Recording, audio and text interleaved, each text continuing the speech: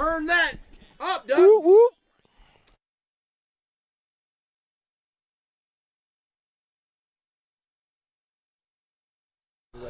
Oh, it's Thursday, and we are loose before the show even officially begins. Doug McCain making noises. What's up? What up, what up, what up? Normally, we call this DMAC and Warrior, presented by DTLA Law Group on the new 97.1 The Fan, the voice of LA sports. Accident or injury, visit calldowntown.com. But I don't really have permission. But I'm renaming the show The Warrior and Reiter. Dude, I'm not kidding, bro. You were a beast yesterday. Those of you that don't know, DMAC had food poisoning. And this guy powered through basically 4 hours of radio, was great at it, and then nearly just combusted and turned to dust at the end of the show. Wait, I appreciate you giving me 4 hours. I made it 3.5. Because this show has something that the Dodgers don't have. Oh, no. That's a closer. You were the closer yesterday. You slammed the door shut. You turned off the lights. You held it down, my man. Really appreciate you, my guy. No, bro, you were amazing yesterday. You look like you're feeling better. Yeah, we're so back. We are so back. There was a point. I'm not kidding, dude. I'm not just saying this. And if you want to call us 855-97-LA fan, if you're listening on the FM, preset us, get us on there, get us saved in the old car. If you're hanging out, maybe on the laptop, hit us on YouTube at @TheFanLA.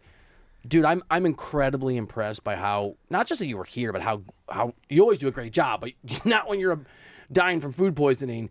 But at one point I looked up, dude, and it was maybe like the 2.5 hour mark, and you were the color of the DTLA white behind me on the YouTube screen.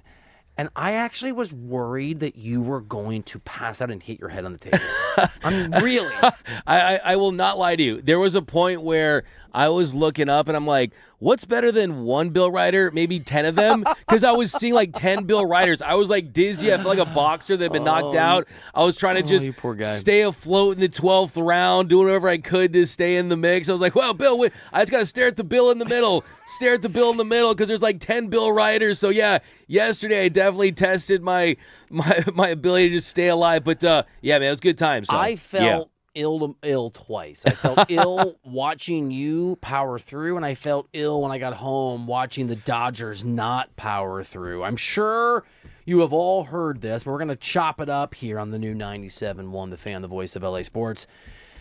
Whatever, I'm just going to call it what I think it is. It's another Dodgers disaster class. It is another loss to a winning baseball team. Checks notes. They are now 2-13 against winning clubs since July 31st.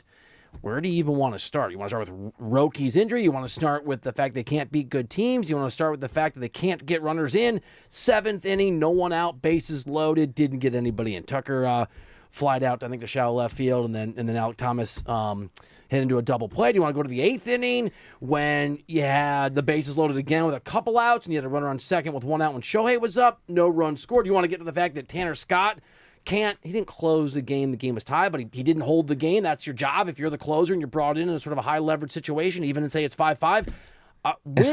Let's choose our own disaster adventure here, DMAC. Where do you want to begin? Yeah, I think you got to really start with Tanner Scott and just his inability to get the job done when it felt like maybe this Dodgers team had a chance to maybe get an exciting a win on the road where it makes it feel like all things are right again in the world of Dodger baseball. And Tanner Scott goes out there in the 9th inning, and it's a tie game, and you're supposed to come through in situations like that. You're a $72 million closer in Tanner Scott, and the whole narrative this whole entire year has been things are different for Tanner Scott. He's turned the corner. That 1 year was a fluke. It's the same damn Tanner Scott right now. Oh, it really is. Look at it. No, you're right. Look at it. I mean, who did he give up the single to? It was the 8th pitch of the at-bat. He falls behind the count 3-0. He gives up a single to the guy that you would least expect to come through in that spot. Ha-Seong Kim this season has been absolutely atrocious. He's been awful. His batting average this year is .078. He is a negative player, and Tanner Scott, with the game on the line, he grooves a four-seamer down the zone, and Kim hits it, and the game's over. So the biggest takeaway... It was dispiriting, man. Yeah, it really was. It was... You know the whole Chicken Little, a piece of the sky hit me on the head, and I was inside on my couch. The sky is falling. It really felt like that, right? I mean, it's the thing, too. It's at this point, it's fair to say this is a Dodgers team, all the talent in the world, the best roster in Major League Baseball, the best rotation in Major League Baseball, a lineup that still has Shohei Ohtani at the top. They don't have a closer. They do not have a closer, and we are almost to September, and we don't have a clear picture on who's going to get those final 3 outs. D-Mac, you ready to go from bad to worse? Yeah, what is it? It may not be Roki Sasaki anytime soon, because this is the other thing that went down. So Roki, I know we were on the air. There was a lot going on. We weren't able to sort of effort and figure out what the deal was. We got the information post-game. It turns out that when Roki was taken out, when the wheels did come off in that inning, when the Braves did start to hit him, it's because he had a blister. And we know now from Dave Roberts that the blister he had was so bad that he's going to be on the IL. So this is, and look, sometimes blisters last forever. We've seen this. The Dodgers have seen this. And sometimes they can be shorter term. But we're not in October, but you're talking about no closer, and you're spot on, dude. And all of our minds go to Roki. And now my mind goes to, well, that dude's currently in blister hell. And that's something that definitely is a major concern. I mean, we talked about it for the last month. That Roki Sasaki had absolutely turned the corner. A young pitcher, really starting to see results, starting to see success. Last 7 starts heading into last night, he had a 2.63 ERA. He was basically putting up Yamamoto numbers in the second half of the season. Yesterday did run into some trouble early, gave up the home run. But you're absolutely right. It felt like the pivot, it felt like the potential plan B or C if Edwin Diaz didn't come back and pitch like Edwin Diaz was maybe Roki Sasaki could get into that role. Now he still could. There's still time. It is a blister. Yep. But it does add more uncertainty to this Dodgers bullpen. Can I also just add, and I'm sort of catastrophizing here a little bit, which we've happened to do, and we had this conversation yesterday. We'll have it again with you. What is your level of worry on the Dodgers, and to what degree has that elevated, if it has, in this series against the Braves? If you want to call us, 855-97-LA-FAN. Aaron will screen the call and get you up there, 855-97-LA-FAN. You also, look, I know we've seen Roki do this, but you feel a lot better about this idea to pencil Roki Sasaki in as the closer in the postseason or thereabouts when he's pitching the way you just described in the second half. If he misses some time, if he comes back and he's sort of rusty a little bit again, if he loses the momentum, if the blister heals enough that he's on the mound, but not enough that he's utterly and totally out. I felt better about the Roki thing when Roki was pitching like Roki. You just don't know with the blister, and you don't know how long this IL thing is going to be a factor. You really don't. Blisters are tricky. Walker Buehler dealt with one for several years, really, and then we don't know famously Rich Hill dealt with one. Say, and we don't need to point out. Why don't we just call it instead of a blister a Rich Hill? A Rich Hill, yeah. Sasaki's got a Rich Hill. And Rich Hill had a very unique way of trying to fix the blister, which we'll mention here. No, mention it. you can say it politely. He used to urinate on his hand. Well, I wasn't going to say it that way. Okay. By the way, that works for athlete's foot. Yeah, it does. Okay. Well, I'm not saying that Roki's going to do that, but I do think that. I didn't think you were actually going to say it. Well, when you look at Roki, shortest outing. So his name was Rich Hill. Wow. So the thing, too, is I think the bigger picture, too, for the Dodgers is this. Oh, boy. Is you can have 13 pitchers in that bullpen, but when October comes around, you need someone who's the guy. I'm sorry to interrupt you. Just there's a comment that I wanted to address to you, and we were just talking to Cody Decker. We were sitting around shooting the breeze. We had a really cool. I don't usually like all hands meetings because you're just meant to. You have to.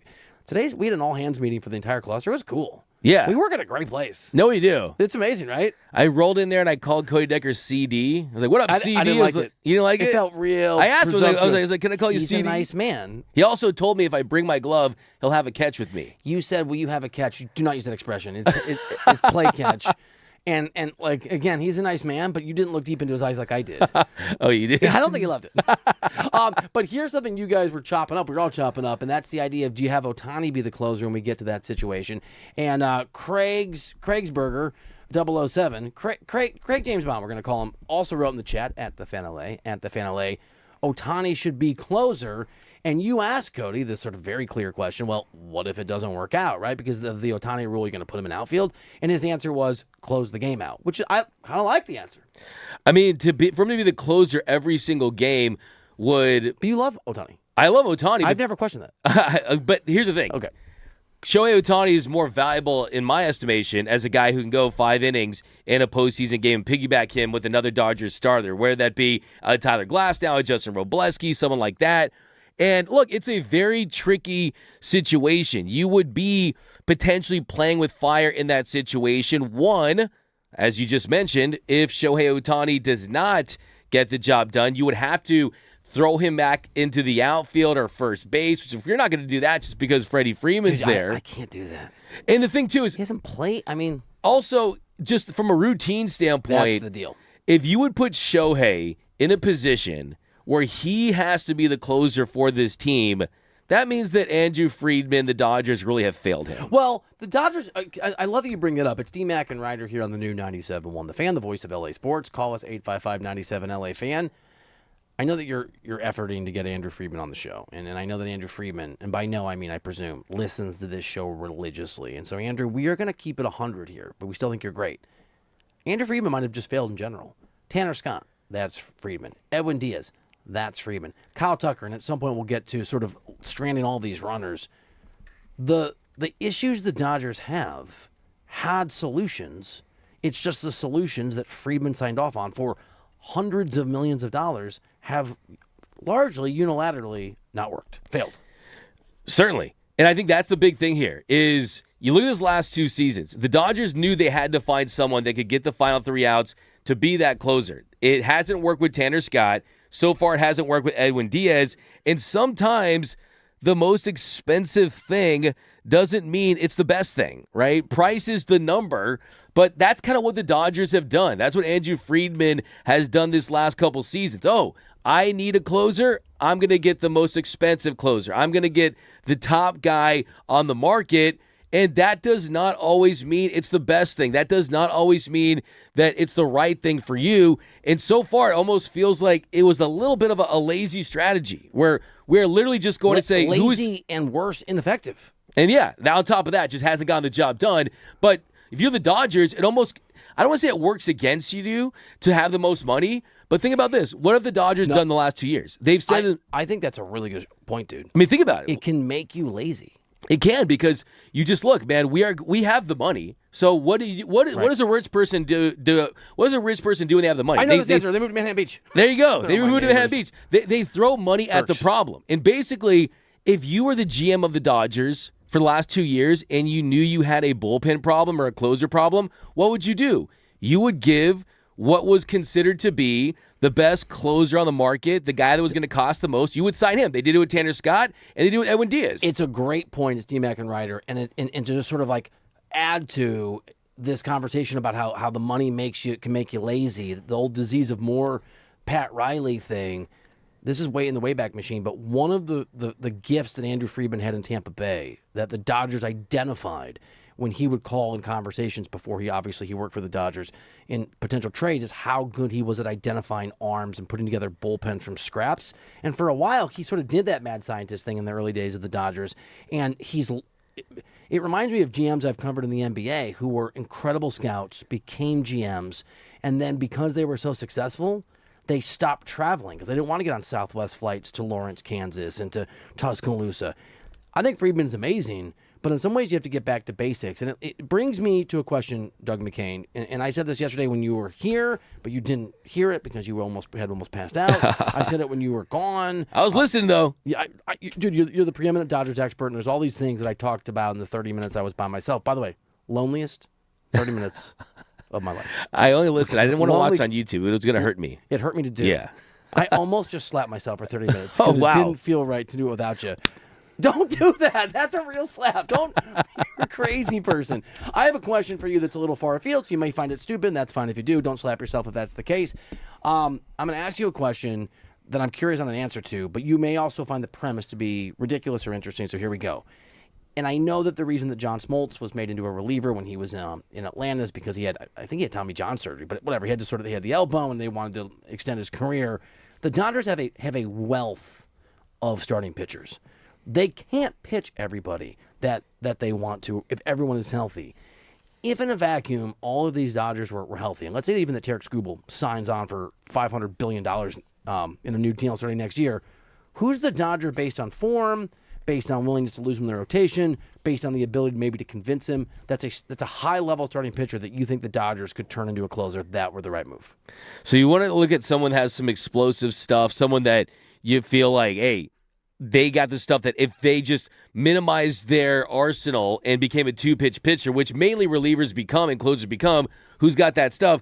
The right answer is Roki Sasaki. I mean, that is the right answer. I think on top of that, we saw Tyler Glasnow get his first save in his career last year in Game 6 of the World Series on just 3 pitches. We know that Tyler Glasnow could have the chops to do that. If he went out there, overpowered hitters with a fastball, an explosive heater, worked in that knuckle curve, worked in that slider, he would be elite. I think outside of that, though, I don't think someone like a Gavin Stone, who's still working his way back from injury. Pitch looking good, though. He's looking good. Didn't pitch last year. Looking good. Doesn't have the explosive velocity and also relies on an elite changeup. And look, we know what Trevor Hoffman did with that elite changeup when he was down in San Diego.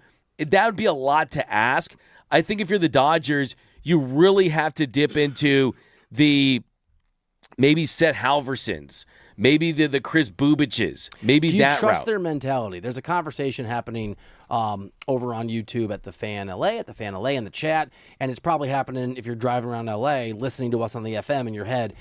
Is there the mentality? Like, there's a mentality issue here too. Do those guys have the mentality, especially for the Dodgers? I mean, being the closer of the Dodgers is gonna be harder than being the closer for most teams. For the same reason Kyle Tucker's not playing well. Like, you better close those games out because there's a lot more on the line than if you're pitching for the freaking A's. I've talked to Eric Gagne about this. Game over. Mr. Game Over, 84 consecutive saves. And I asked him, he went from being a starting pitcher to a closer. Oh, yeah, right. And he told me that it was a months-long process of just retraining and rewiring your brain for what it feels like to go out there because the adrenaline is different. I was going to say... You got to stay more even keel as a starting pitcher. As a closer, it's, hey, we are just emptying the clip right now. We are giving everything we have for this one inning. Play the hype song. Yeah. Get it beaten. Welcome to the jungle. Drink whatever terrible... Yeah. What did you drink? Welcome to the jungle. Remember... I remember. Remember Eric Gagne's thing? Give me more of it. We got fun and games. Okay. Give me one more bar. Jungle, welcome to the jungle. Okay, but you got to have that mindset. You're my radio closer. I will say this though, All Bill. Right. This blister is a concern. It is a concern. For Roki, big time. It is a concern. No, you can't. The answer's not Roki. But don't you think Roki's winning 3 Cy Young awards in the next 6 years? Don't take my Roki from me. Oh, I'm not taking it from a starter. Okay. But I do think that. Don't you think that this could be? I don't want to say silver lining, and you don't anyone get injured. But I love silver linings. This could be the sign from the baseball gods that just like remember when Justin Robleski was sent to the IL with the with the left inflammation, and then what did Dave Roberts say? Okay, when he comes back, he's going to become a multi-inning reliever, right? So it almost solidified his role. This could maybe solidify Roki Sasaki's role for when he comes back. Maybe Dave Roberts says, okay, when Roki's back, we're going to already start that transition to the bullpen. Stuff plays up. If Edwin Diaz I mean permanently, dude. Permanently? I was talking like, let's just say next year. They're like, you know what? They still have Edwin Diaz under contract for 2 years. They have Tanner Scott right now. He doesn't work. Yeah, Tanner Scott's been bad for sure. It doesn't work. Okay. Let me ask you a question. Are you penciling in Kyle Tucker as a 3-hitter next year? Solutions. They're not going to move off these guys. I mean, I know they're not going to move off these guys, but if they can't close games, you better move off of them as the closer. Also, I have to check my notes, but you're the baseball expert. Can Tanner Scott and Edwin Diaz simultaneously close games? That's not possible. That's not possible. A negative. You can't have 2 guys out there. I'm just saying, catastrophizing. Well, the value in a starting pitcher, I mean, look, what do they always say, right? A reliever is a failed starting pitcher. That was the ultimate throw-off. A reliever is a failed starting pitcher, right? Every reliever that you've seen, for the most part, started their career with ambitions, with designs of being a starting pitcher. But at some point, the game said, hey, it's not working out. If you want to finish this, you got to transition to a closer. I'll give you a name. I'll give you another name. And I'm surprised you didn't bring this up. You want a name? I'll give you a name. Here's a name. Emmett Sheehan. Okay. Emmett Sheehan has explosive stuff. In fact, I'm Sheehan what you're saying. Oh, nice. We're back. Emmett Sheehan has explosive stuff. In fact, when you looked at his stuff plus And that's an advanced metric that looks at just the movement and how explosive your stuff is. Last 2 years, when he's been on the mound, it's been right up there with guys like Tarek Skubal and Paul Skeens. What is Advanced Plus? Stuff Plus. Stuff Plus makes a lot more sense. Yeah. How do they calculate that one? Look, I'm down for the numbers, and I've got one I want to break out later for you. James Coe sent me a present at like midnight last night. Oh, did he? It's a stat. Ooh. I'm gonna give it to you later. I can't wait. How do they even calculate that? It's the characteristics of the pitches. I understand what they're telling us that it is, but how are they? Some guys out there no, with man. formulas, dude. With every yeah, it's the AI. But You have the stuff of Tarek of Tarek. This is your Stuff Plus. Of Tarek Scooby. That's not his name, but thank you, AI. But the point is, though, right, hit me. Can you imagine if you took the best version of Emmett Sheehan and you shrunk it from 5 innings to 1 inning? I love this answer. And his 94-mile-per-hour fastball is instead 97 because he's going all out, and that slider is nasty. I'm telling you, Emmett Sheehan for 1 inning, Emmett Sheehan, he could turn into an elite closer. I'm saying it right here, right now. Love saying it right here. Everything about this. He's Doug McCain. He's back from injury yesterday. He played hurt. There's a great Dan Jenkins, former famous sports writer back in the 80s, 90s, maybe earlier, wrote a book, but a bunch of books, but wrote a sports book called "You Got to Play Hurt." And that was always my mantra. You play hurt, dog. I'm not kidding. I salute you. Today, we are not nominating DMAC and Reiter Heroes of the Day. We're nominating DMAC and Reiter DMAC Heroes of the Day. Hey. That award today is named after you. I'm so glad you're feeling better, pal. Let's do this. We're going to keep having this conversation. We want to have you be a part of it. 855-97 LA fan. If you've got a solution, and maybe the solution is Come on, man. That's funny. Maybe the solution is in that bullpen. Now, for the Dodgers and their rotation and who should close out games as we move into the end of the regular season, the postseason, I also want to complain about the Dodgers' inability to score runs when those runs are in scoring position or those runners are on base. So we'll keep the Dodgers' woes continued talk going next here on DMAC and Reiter.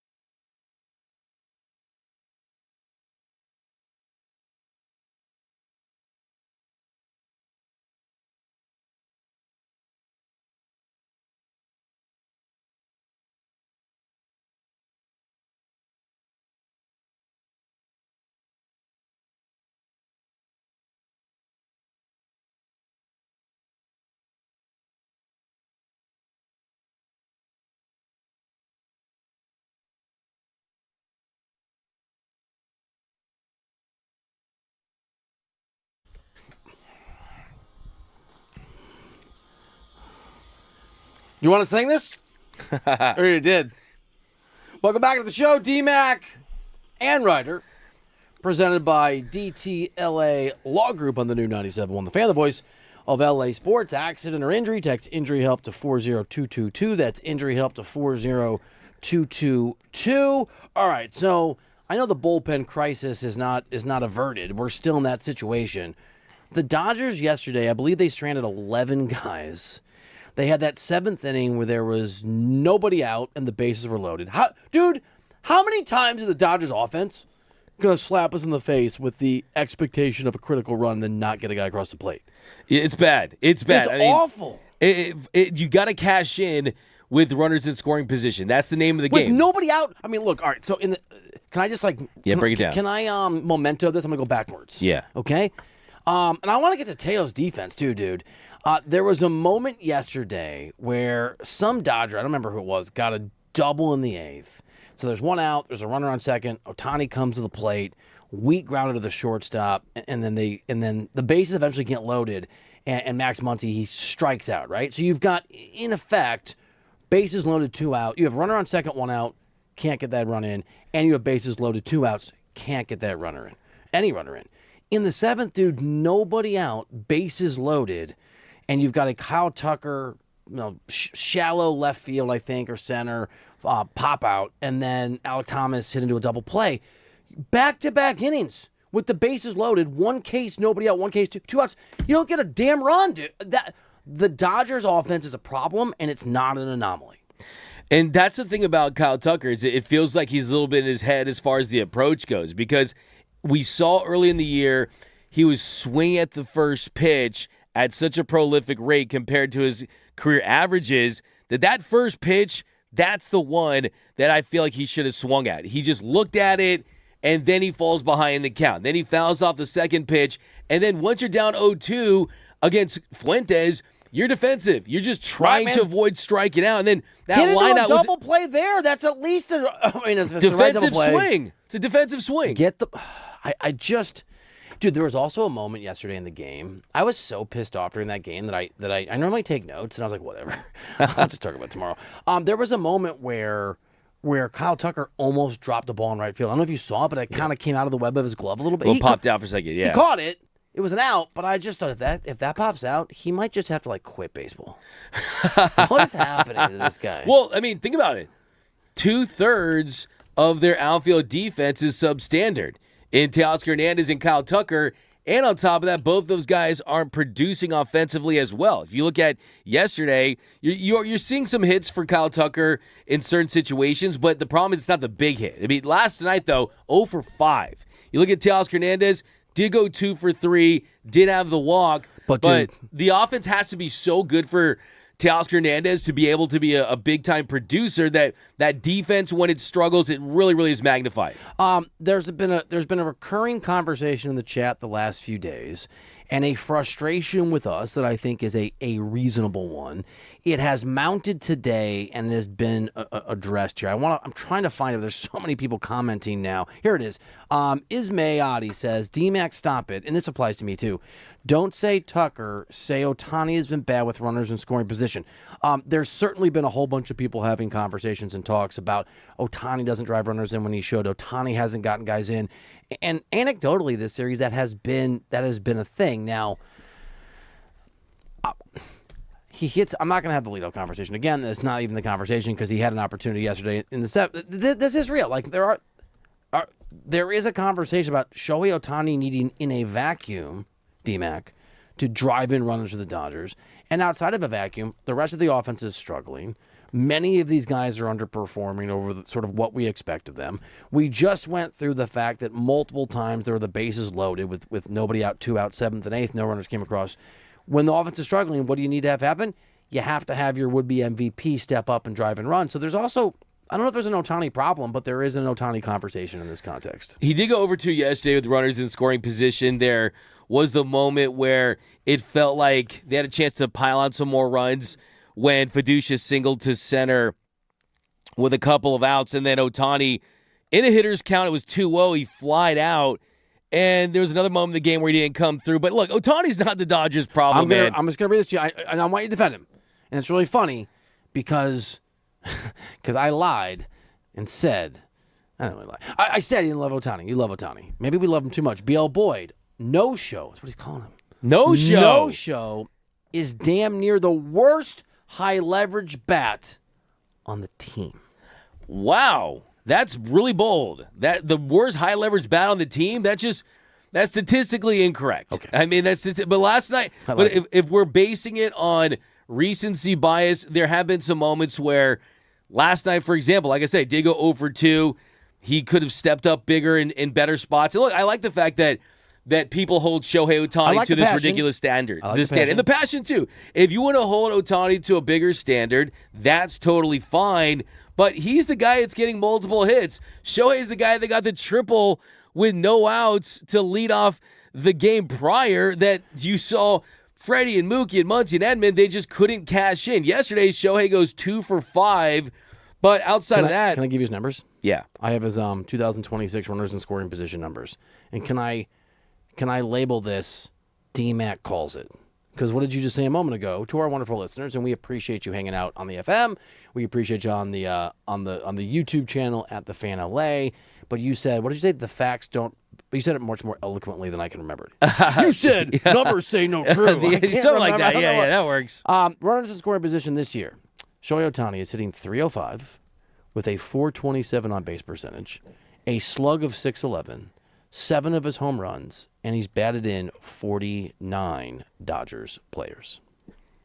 And you just look at that right there, right? I mean, dude, that's an OPS. I'll do the math real quick. So wait, what's the number?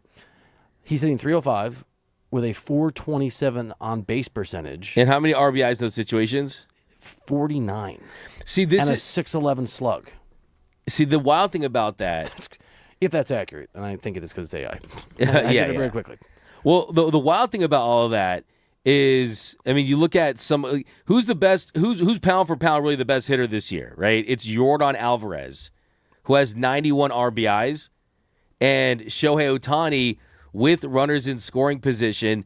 Shohei Ohtani is right up there with the same amount of RBIs as runners in scoring position. Yordan Alvarez has 52 RBIs with runners in scoring position, and Shohei Ohtani is very, very close to that. I mean, that's the thing. He's still extremely productive. He's still someone that you would want at the plate with runners on. Like I said, if you look at his splits, 1,000%. If you look at his splits, so Yordan Alvarez, 91 RBIs this season, basically the best hitter in baseball. Okay. Right? Yep. He has 52 RBIs with runners in scoring position. Right? Shohei Ohtani, who some people want to see him moved off the leadoff spot so he can get more opportunities at runners in scoring position. Shohei Ohtani, 49 RBIs with runners in scoring position. So 49 compared to Yordan Alvarez. So Yordan Alvarez, who has been a better hitter this year, a guy that's considered to be more of a run producer, has just 3 more RBIs when he's hit with runners in scoring position than Shohei Ohtani. And you look at the opportunities there, they're pretty close. So all this is to say that Shohei's still been an explosive bat, but last night wasn't a good night for him. When Fiducia had that 2-out single, he gets up on the count. I thought he swung at a pitch that he really didn't need to swing at. I think you should kind of work the count a little bit, give yourself a better opportunity to see something in the zone that he could drive, that we know that he can. Maybe he's pressing for a team that can't do it. Oh, he absolutely is. He's trying to hit a 500-run home run. I mean, that's what we talk about, right, as far as Shohei. I mean, I think that he takes a lot. Are we matching church today? Are we? Mine's a little lighter. Yours is blue. Is it? I think that looks blue to me. Apparently I'm colorblind. I don't know. I've been seeing things last couple of days. Yeah. Yeah. That's the shrimp pasta. That's a shrimp pasta. Yeah. Can I give you can I bring back, I brought this up yesterday, but I think it's still pertinent, and I think there's at least an 80% chance you don't remember yesterday based on how sick you were here on DMAC and Reiter. The Dodgers are now 3 games under 500, I believe, this year against winning teams. This next stat is absolutely correct. In series this month, the Dodgers against winning baseball teams, the Dodgers have played the Red Sox, the Cubs, the Diamondbacks, the Brewers, and obviously they're playing the Braves now. Those are, in some of those cases, those are very, Milwaukee, Chicago, especially on form when they played them in Boston, and Atlanta, very good baseball teams.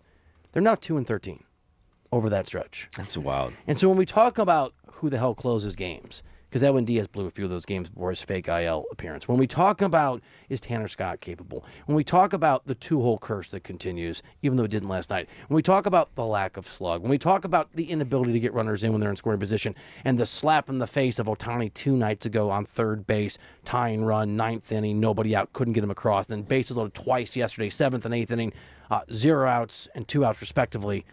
All of this is adding up to a Dodgers team that cannot beat good baseball teams right now. They can't. I mean, 1-11 in their last 4 series against playoff teams. 1-11. And that's insane. And as you point out, you have the bases loaded 7th in the 8th inning, and you just can't get anything done. No one is concentrating. No one is putting themselves in a position to get the big hit. And that's what really is frustrating to see, because they've had every opportunity to win games. Instead, what happens? You get walked off by a dude who pretty much needs the ball on a tee to get a hit. A guy that had a 66 batting average. I mean, last night I think it was one of the ugliest losses of the season. Kyle Tucker plays for the Dodgers. Wow. Yeah. Wow. I did one yesterday, too. Jeez. Yeah. You know what, though? I'm so sick of walking. I'm so sick and tired of watching Kyle Tucker nonchalantly jog around, walk around. Everything he does it just feels so nonchalant. I know this is something that is not deep dive analysis, but it kind of makes you wonder. I mean, if I'm on that team and I'm seeing Kyle Tucker nonchalantly walk around, struggle, watching my manager say he doesn't have to play home games because he's not good in home games. He's not good in home games. But to baby him and coddle him like that, they're not coddling him, dude. I think they hate him.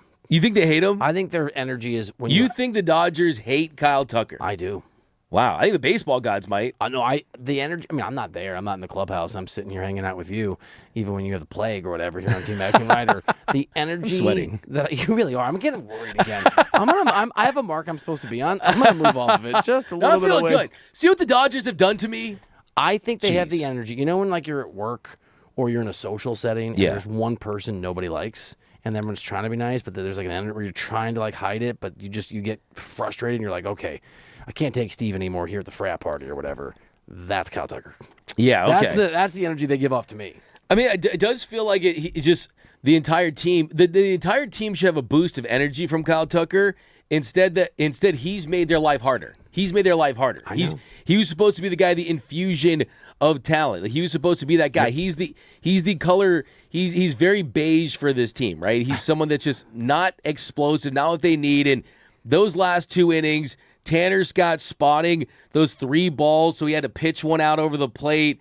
Just serious teams don't lose games like this. And the Dodgers looking unserious right now. And PC Baby 3, I hate Kyle too. Dude, I love our chat. I love the people. They get mad at each other. They're hanging out. They get mad at me. It's a community, baby. I got called a sociopath yesterday. Sometimes you have I think you have very thick skin. It feels like that one bothered me. That one you mentioned like I do have this is the 9th. This is the 9th reference of you being called a sociopath. You think I don't feel emotion? No, I think they meant like you're a Barcelona socio. And then you're on a path for great. Oh, here's don't even start. Here's what we're gonna do. We're gonna do here. I'll stop being friends with you. Don't even talk, dude. You're my guy. D-Mac and Reiter for now. All right, it is time for the D-Mac as a Hero of the Day nominations. We'll do that, and we'll keep talking about this Dodgers team. A lot of Mookie hate in the chat too. We'll keep it rolling next year. D-Mac and Reiter.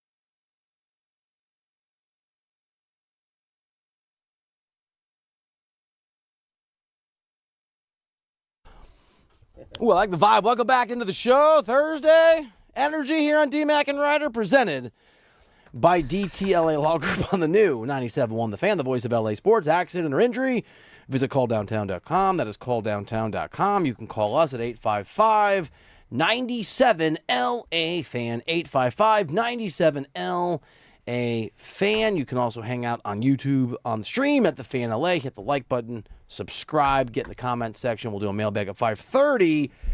We're going to give you the nominees in a moment for the DMAC Hero of the Day. We're not even going to, my name's not a part of it because you were heroic yesterday in battling. Dude, I had brutal food poisoning when I was traveling a couple months ago. I know what that's like.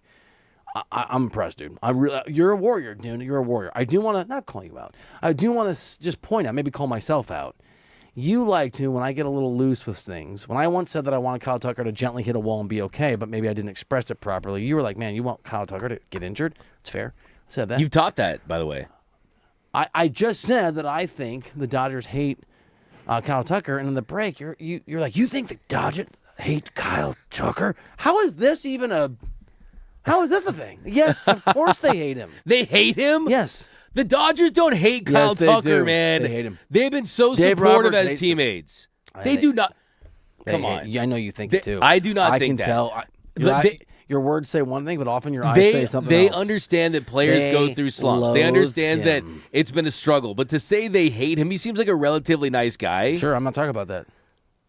So is my dentist, but if he doesn't know how to use Novocaine... Hate's a very strong word. If my dentist, who does and is great, hello, Dr. John, if my dentist didn't know how to use Novocaine, I would hate him. Yeah. You have to be good at your job when you're being assessed based on your job. Those guys, if they want to be Kyle Tucker's best friend, would be Kyle Tucker's best friend. They brought him in to hit the baseball to win games. Dude, Dave Roberts, who I have a source who's very close to the Dodgers, told me that he's a hard ass. That he's like he's driven, he's ambitious, right? He's a great guy, but he wants to win. Of course he hates this guy. How is this even a thing to argue about? Pick a better thing to try to come after me on. Wait. You really think if you look inside Dave Roberts' mind, he's sitting there thinking, I hate Kyle Tucker. Kyle Tucker's the worst thing to ever happen to this franchise in baseball. He detracts from the sum of all human joy, as Bill Reiter would say. I'm glad you got it right this time. Yesterday you were like saying the thing wrong. I got it right. You were saying, no, you did. During the Barcelona... You said it wrong. Don't be a jerk. I just said... Don't be a jerk. All right. I will say this. I think there's a good amount of fans that are not that think that he's been a bust. Have you ever worked with someone that was bad at their job and you hated them as a result? Yes. Okay, that's what I'm talking about. But you didn't hate them as a human being. What did you say? You didn't want them to like, I don't know, go to jail or whatever you just pretended I said about Kyle Tucker. Yeah, I think half the Dodgers hate this guy. He sucks at baseball this year. I think they'll hate him if he sucks in the postseason. Okay. If he sucks in the postseason and he's not good at that point, he can be redeemed. Then they will. So you're saying that the hate can turn into love, but it's hate now. What do Tom Crean, Bill Self, Frank Martin, Andy Roddick, and Isaiah Thomas have in common? What? They used to hate me. Name drop. Oh, that's a quadruple name drop. Supreme. And we turned it around. You can turn these. Oh, I didn't include Doug McCain on the list. And Doug McCain. But you can turn these things around. But yeah, of course they hate him right now. He is contemptible in the role in which we're talking about, and that is being a $60 million slug machine. The only slug he has is the kind that it's up in Santa Cruz. The little banana kind that go real slowly and don't do anything. Those college visit trips are coming into play, huh? They're paying I off. like it. They're paying off. I'll have a few in Fordham and NYU Oh, nice. in a couple weeks. Can't wait to see that. He sucks. Hey, they're going to be throwing oranges at him. Syracuse. Oh, I see. Aren't you funny? Oh, we're going to Fordham Rams that down your throat. NYU Liberty. What are I they? don't even know what they are. I don't know. And they're the Violets. Are they? I think they're the Violets. That's all so stupid. All right. You want to do some... You're funny, dude. You know they hate him. They don't hate him. Yes, I know that. Yes, they do. Bill, this is ridiculous what you're saying. I have to call you out on this one. I know you believe it. They don't hate Miguel Rojas, Freddie Freeman. All these guys have supported him all year. I think ultimately, if he sucks in the postseason, they're going to look back and say to themselves, 75. Is that your friend? No, Doug still hates you.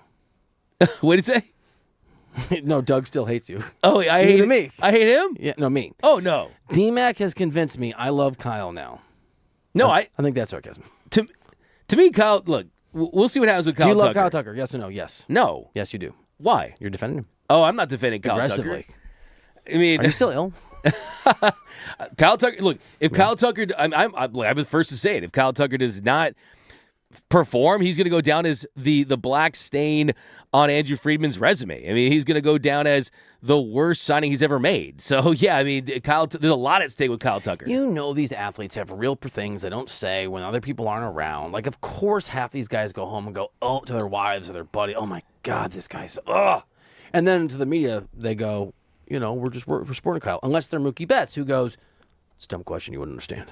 That's the thing with the Dodgers, though, man. They're family guys. They do not play the Family Guy card. I will. I'm the Family Guy. I know, but they all just go home to their families and they hang out, and then then it's not like they're going to their kids. Then it's not that team in the past. They're not like a major league team. Like they're not going to bars together I'm not and saying doing they that are. kind. You're just doing like the straw man argument thing. What do you mean? Straw man argument. That's not a straw man argument. Okay. Do you want to do some nominees? Let's do it. Who do you got? Kyle Tucker. You're the worst, but the best. I'll do Kyle Tucker just because, look, times are tough. It's bad for him. But, hey, he's the enemy right now, it feels like, of the Dodgers. And hopefully Kyle Tucker can find a way to turn his season around. All right. In that case, I'll do Tanner Scott. There you go. Yeah, what a hero. Can, in the context, someone just put Brothers D-Mac? Retort? Yeah, Tanner Scott, man. It's hard. It's kind of hard to have heroes of the day on a day like today. Yeah. There's not. I mean, I'll throw out one more. We'll probably talk about this guy. Okay. Tutu Atwell, who the Rams just traded for. Tutu be well. See ya. Tutu ain't well when he was on this team for so many years. Mm-hmm. And a lot of Rams fans scratching their heads about what that's going to be. But we'll talk about what that means for the Rams. But Tutu Atwell is someone that still one of the fastest players in the league, someone that Sean McVay's always believed in. And he was in Miami, and now he's back with the Rams. So that's just a wild, wild little development there. All right, I will nominate Eric Lauer. He had I think he had 2 innings and an earned run yesterday, if I remember right. But Eric Lauer is going to have to come back into that starting rotation for the foreseeable future. That's what Dave Roberts told us is the response to the Roki IL with the blister. And it just made me remember, I'll be nice to you even though you're mean to me, that you called that you just talked about Lauer's ability because of the Dodgers' excellence in fixing guys to provide what's necessary. He was okay yesterday, and he is as a stopgap goes, what are they, 11-1 when he's a starter? Yeah, yep. I like it. I'll be positive in advance. Yeah, and it's great call because I mean they're going to need that. That's the depth, right? That's to be nice now. No, I mean like I thought it was cool to see him say, okay, like let's step into this role on the road in a tough spot, hostile environment. Yes, dig up a home run, but still, I mean Eric Lauer has been someone that you can rely on. That maybe you're not going to get ace level production, but he's steady, so they need him as a steady force. I'm gonna go Rob Pelinka. Rob Pelinka, really. For sticking to his vision and not overpaying for a Jonathan Kuminga. So it feels like this offseason, Rob Pelinka has really put his foot down on his vision for this team. Whether it's going to work out or not, that remains to be seen. But I think that it's been a clear-cut vision with Luka Doncic being the centerpiece, being the sun to their universe, and putting those parts around him. So, hey, give Rob Pelinka some credit, especially now with the turmoil of the ownership group. He's found a way to just kind of get the job done through everything else. I know we have 60 seconds. You ready for a little tush kiss in here? Yeah. A little kiss up stuff, but I mean it. I've been watching, obviously, nonstop Dodgers content for 4 or 5 months now. I love watching baseball like this. Jerry Harrison Jr. is awesome on TV. Oh, yeah. So I'm just going to nominate Jay Hair. Jay Hair is great. And by the way, he does something that is really hard to do, and he did it post-game yesterday. He criticizes those guys without it feeling personal. He does it in a way where he's telling the truth, and you know he can go the next day and he can talk to those guys. They're not going to. He's just very good at saying the real thing, but in a way that isn't off-putting. Yeah, Jay Hair's he's great. Not a skill that I possess. Jay Hair's the man. I mean, I'll go Kirsten Watson. How about Kirsten Watson? Right. I think she's done a fantastic job stepping into that role. I think she's as good as it gets. So I'll go all big shout out to Kirsten all Watson. the watchmakers in the world. Okay, all the people make watches. We got a good list, right? Takes a year to make a Rolex and a Patek Philippe. But only a day to make you my best friend. We will talk this Rams trade. Blockbuster next here. D-Mac and Reiter. Yeah, dude, even James.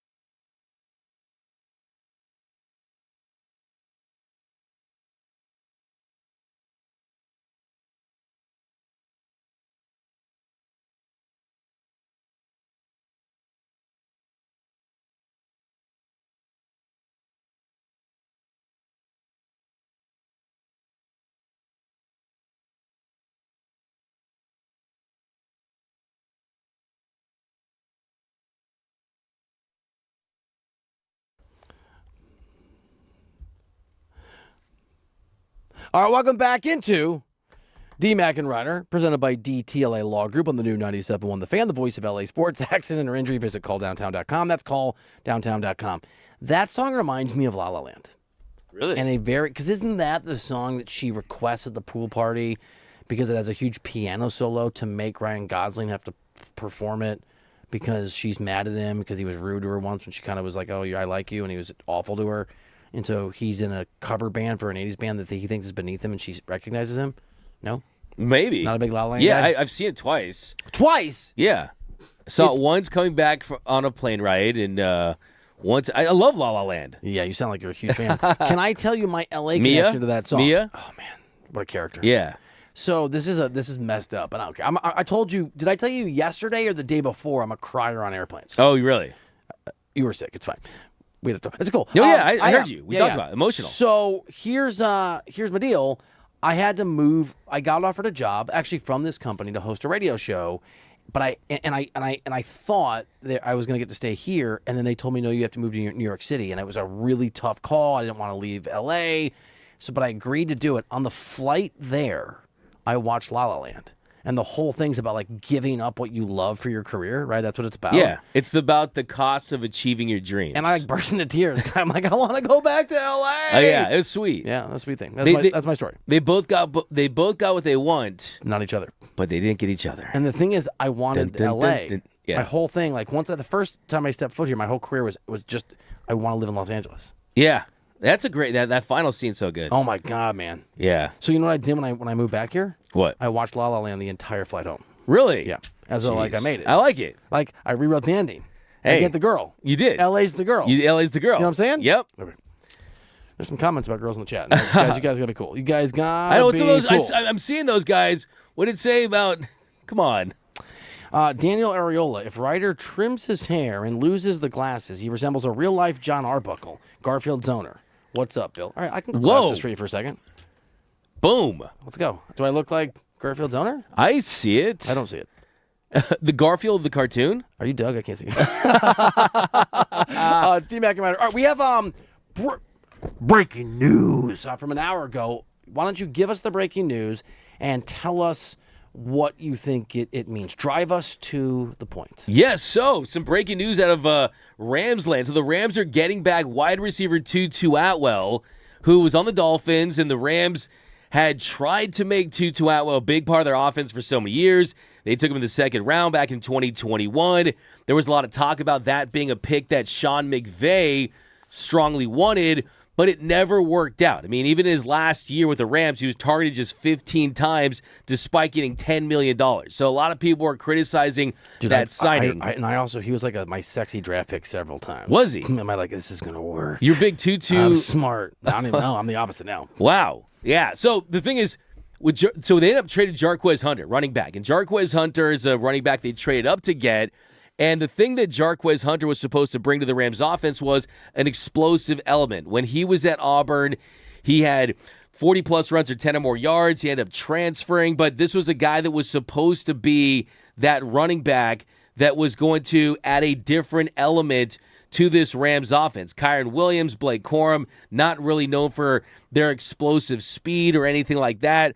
But it felt like Jarquez Hunter, who basically had his best game with the Rams at over 60 yards and a touchdown in the Rams' last preseason game, looks like that was something to basically blow up his value, and they ended up taking full advantage. They traded him to the Dolphins, and I think the big picture move for this is maybe the Rams know that Puka Nacua and that suspension is going to be fast approaching, and Tutu Atwell knows the offense. And Tutu Atwell, if Puka Nacua has to miss some time, from an offensive standpoint, can be a stretch, can be a vertical threat, can get some open space for Devontae, for Puka when they return. And now this is a guy who immediately will step into their wide receiver 3 role. So you'll have Puka Nacua, you'll have Devontae Adams, you'll have Tutu Atwell. Tutu Atwell, the big benefit that he brings is speed. And even if he's not making catches, even if he's not being targeted, he's a guy that can get the safeties, can get cornerbacks, can prevent the defense from loading up on Puka Nacua and Devontae Adams. And I think big picture too, this is another example of Sean McVay saying, if you can't get with the offense. If you can't understand my system, you're going to pack your bags. You're going to be leaving. You read my mind. D-Mac and Reiter here on the new 97.1 The Fan, the voice of LA sports. I put my glasses back on. Leave them off. I like to be able to see. Where do you think that lack of patience begins and Ty Simpson's opportunities end? What's the timeline? Assuming that Stafford, right, healthy this year, sticks around healthy next year. Because I would, when this trade went down, and to the point you just made that was sort of in the back of my brain, I was thinking about most driven people that are really successful, and certainly football coaches, are intolerant of other people who can't match their expectations. McVay fits that to a T, right? It's why I think Dave Roberts secretly hates Kyle Tucker. Come on. What is from McVay's perspective, and if you don't know, my partner, Doug McCain, D-Mac, is going to do an amazing Rams podcast 3 times a week, starting very, very soon, and pre- and post-game of Ram games, very, very exciting. And one of those is with Brock, right? Yes. My guy Brock Which one? Green. I can't keep track of all your stuff. He's going to be the pregame for the Game Day NFL show we're rocking on Sundays. You guys are going to crush that, dude. It's going to be good times. That guy, I love. By the way, if you don't listen to the Midday Show, and you probably do, but if you don't, you got to listen. Brock and Alex Midday in LA, they're both great. Brock is amazing, dude. Brock is amazing. He's amazing in the NFL. Like, I love listening when I'm driving in. I can't wait to hear you guys together. Don't enjoy it too much. You know what I'm saying? I'm first. That's what I said to you. Know what I'm saying? That's what I said to you. It was almost a La La Land moment. Before I went on vacation, I was like, don't have too much fun without me. I'm not going to lie. I really enjoyed the Cozo. It was a cool place to be. I'm going to join the Cozo next week. I got in trouble for a Cozo bit. Did you? Do you know this? I don't. Basically I had them his little Cozone thing they do. I had them shorten it to the Cozone jingle, and then I did a Cozone, and I must have, and every time I pointed at Peyton, I told him he had to play it. I must have played it 49 times. 49. It was a lot. Wow. I got a note from the boss. Did you really? I did, yeah. That's amazing. It was, yeah.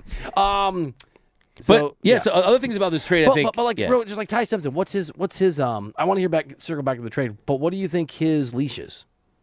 Just in terms of, if he can't figure out the offense, how long is McVay gonna? Small point. I'm just curious. You made me think of it. For him, it's going to be a while. I mean, for him, it's 2 years.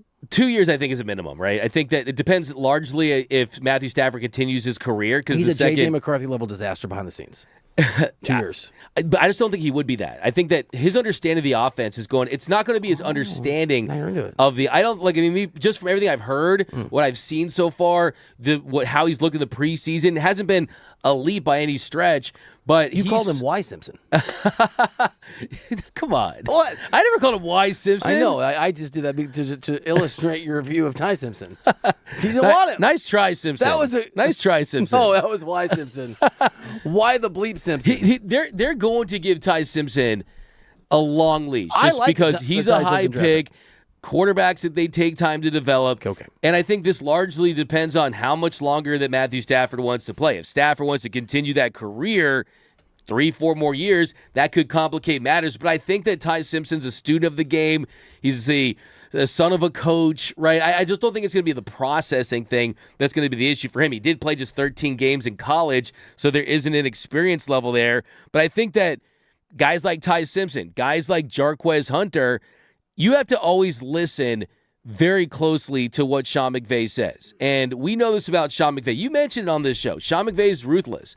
He's cutthroat. I mean, the dude would trade his grandma if she missed a block. Like, this guy is no joke. And the last week, what was he saying about running back Jarquez Hunter? Who, by the way, the Rams, they wasted draft capital to get Jarquez Hunter. And what did he say? He said that he would have Ronnie Rivers play over him. And Ronnie Rivers would be the Rams' third string back. So that paints the picture of he's not trusted as a blocker, not trusted as a running back. So the writing was on the wall for that trade. And I think the other things, too, is the Rams just weren't sold on their wide receiver 3. We've heard for a couple weeks now how well C.J. Daniels, rookie out of Miami, has looked. Guys behind him, you got Konate Mumfield, you got Jordan Whittington, you got Xavier Smith.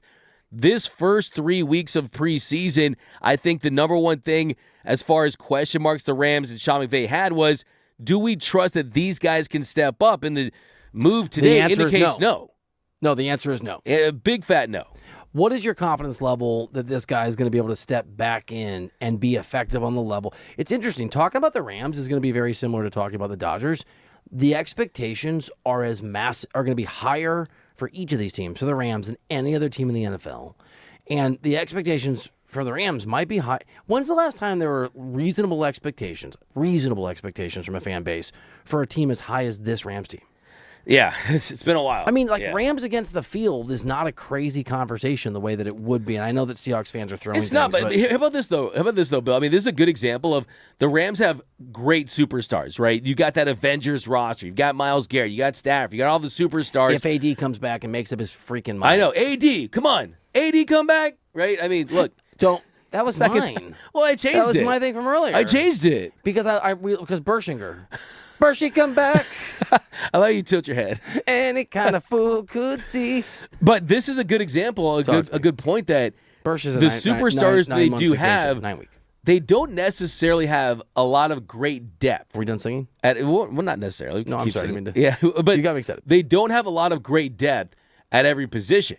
And this is another example that they felt the need this late in the game to bring in a wide receiver that he's probably not going to play a big role. He played 187 snaps last year. It was targeted just 15 times. And the reason why I don't think that he's going to have a big role is because they've leaned into 13 personnel. Because I think they will ultimately end up with 5 tight ends on the 53-man roster. That's insane, dude. It is insane. And just because of that, I think that you're going to see a different heavy package version of the Rams offense. I think Terrence Ferguson is the guy that you would see. I think Terrence Ferguson, is going to be the breakout star for the Rams this year. He's the second-year player out of Oregon. He was their top pick a couple years ago. They took him in the second round, but after the draft, Sean McVay and a lot of reports came out that they would have taken him in the first round if they had that pick and he was available. That's how high they were on him. And I think that Terrence Ferguson really could get the reps and the targets that a guy like Tutu Atwell would have gotten a couple years back before they went to the 13th personnel. But I think for a lot of Rams fans, this does resurface some frustration with the whole Tutu Atwell situation because they wasted a second-round pick on him. He never turned out to be that guy. And then all of a sudden, you bring him back into this offense, bring him back into this organization. It just goes to show that Sean McVay has to go with guys that he trusts, guys that know his system, guys that know his offense. And he's back. He's going to be in the horns, probably not going to play a big role, but I think for big physical receivers like Puka Nacua and Devontae Adams, guys who at this stage of their career, they're not big 4'3", 40-level burners, having a guy that can stretch and open up the middle of the field, he can provide value like that. D-Mac and Reiter here on the new 97.1, the fan, the voice of LA Sports, and coming off of that incredible insight and optimism, Doug at 5 o'clock is going to give you 5 reasons the Rams are going to fail. You are. Okay. All right, well. Whoa, that was your idea. Don't even. Oh, I know I am. I got 5 reasons why the Rams won't win the Super Bowl. So I said. But then, guess what? I'm also going to have 5 reasons why the Rams will win the Super Bowl on another show. A different show. A different show. That'll be 15 reasons. Yeah. That'll be maybe 15,000. That'll be, what Super Bowl we had? 5th Super Bowl, what is this year? 6. Yeah, I'm bad at. Is it 60? Wait, it I could don't no, know. 59. Wait, I was gonna say 21 was 57. 56, 22 was 57, 23 was 58. Whatever our Super Bowl is, 57 to 62 reasons the Rams will win the Super Bowl. Yeah. What would number 62 be? My horoscope said so. I mean, that would be a very, very deep cut. This 61. Oh, yeah, last one was 60. Yeah, what? Last one was 60. Got it. LXR. Was it really? Yep, Valentine's Day. So Doug is going to. Good luck telling you. Imagine you're telling your girlfriend, your wife, "Hey, Super Bowl, I got something planned for you. It's Valentine's Day." We don't do Valentine's Day at my house. You don't? No. Yeah, it's a dumb holiday. It's a complete. You don't celebrate it. You celebrate Shohei Ohtani's birthday. Yes. If you remember. Yes, July 5th, baby. The apology. I do. Yeah. That was fun. You like that one, huh? Yeah, that was good. Was that this week? It was. Football coverage here on the new 97.1 The Fan, the voice of LA Sports, is presented by Xfinity. Score the most reliable Wi-Fi, one price, 5 years, guaranteed. Xfinity, imagine that. I'm a little worried that you didn't have food poisoning, that you were so hurt by what I said about you and Ohtani that your body just shut down after you got the apology. You know, you can die of a broken heart. I think. Do you believe that? I do believe I kind of do too. Yeah. I mean, there's examples. Give me one. It's kind of dark. Oh, don't give me one. But yeah. Give me none. But yeah, no. Give me any. Look, I think it was a combination of a lot of factors. But look, I'm back 100% ready to go. You don't think so? I think you're a warrior. I don't. Are you feeling? It's That's my warrior sound. But Let's go. that was more warrior. Okay. The other one sounded like a confused animal. A confused animal's crazy. A little bit. That's what it sounded like. Yeah. You did like a growl thing. What is the consequence? Okay, so let's say that AD does not come back to the Rams. And I think it's fair to say that we are all of us collectively, everybody is so certain that Aaron Donald's going to return as a Ram that it's not for most of us a question of whether he comes back. It's just a question of when. We have it's not a betting pool, but we have all of us here at 97.1 The Fan. Lindsay put this together, did a great job. Have our various picks when it's gonna happen. If he doesn't come back, does it tarnish his reputation more, if at all, than if he comes back and he doesn't play well?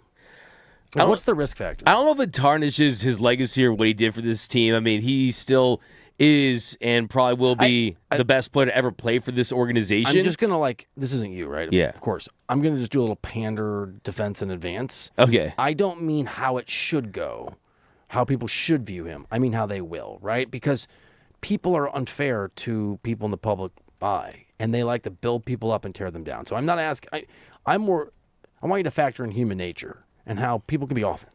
Yeah, it would feel like the ultimate tease, right? It'd be like your favorite band announcing a reunion tour. You get all excited, you buy the tickets, and then they just don't have it. Bob Seger. Bob Seger, there you go. Think about that. That's what it would feel like. It would definitely feel like that. It would just be like, okay, they're coming back. They're coming out of retirement.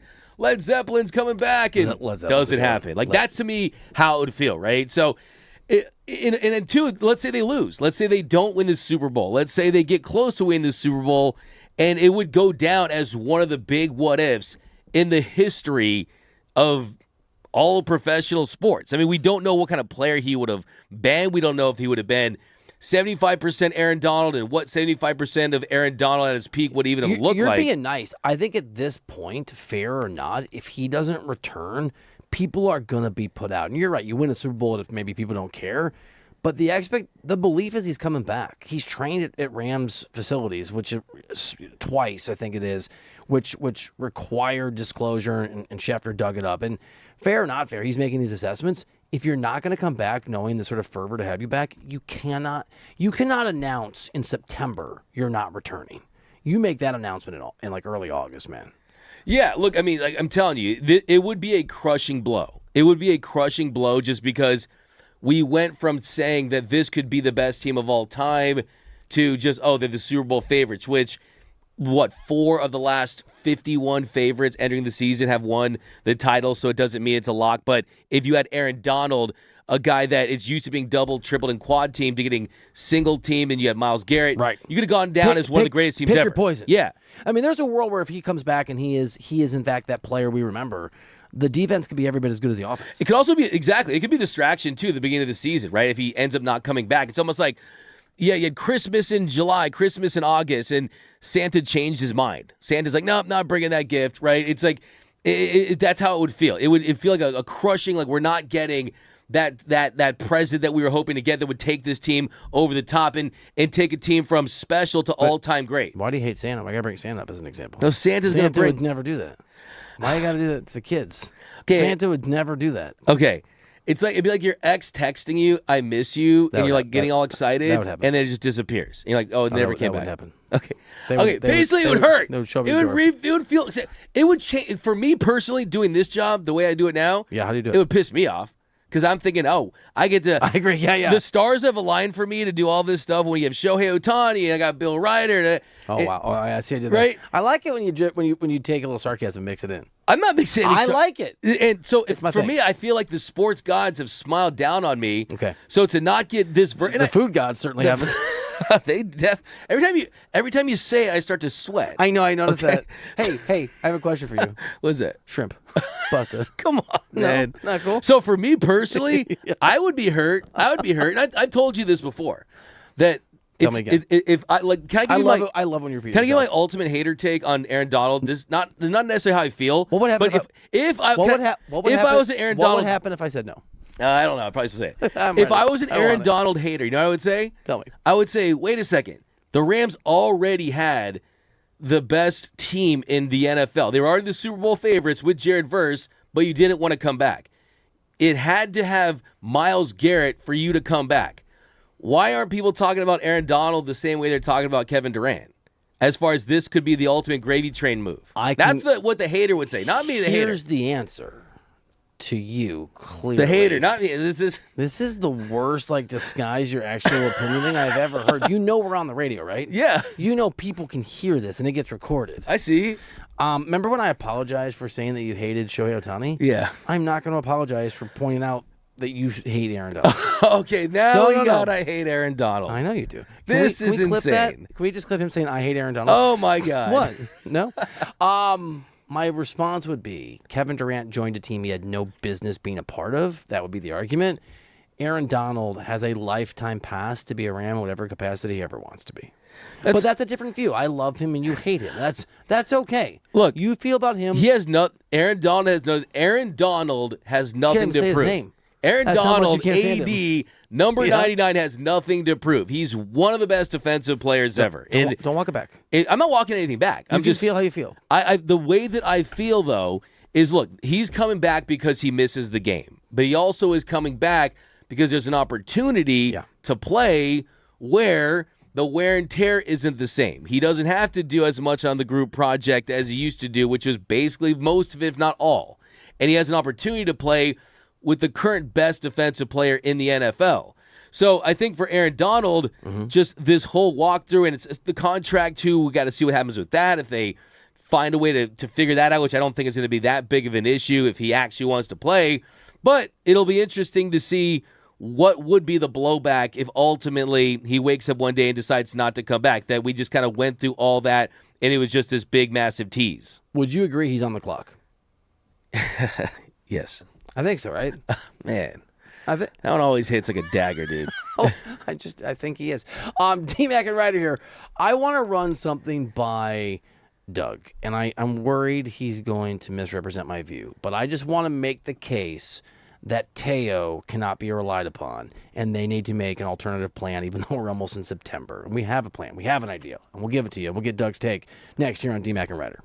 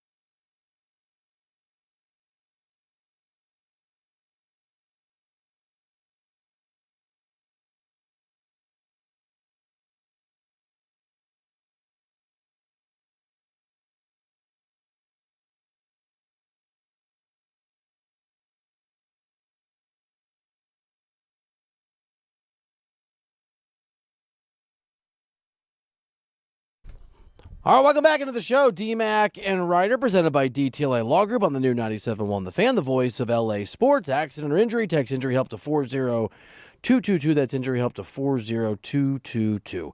Man, you look so much better. You're feeling better? I'm healthier than you right now. I hope not. That would mean I'm sick. All right. Whoa. No, just chill. It's water. Oh, is that real? Yeah. All right.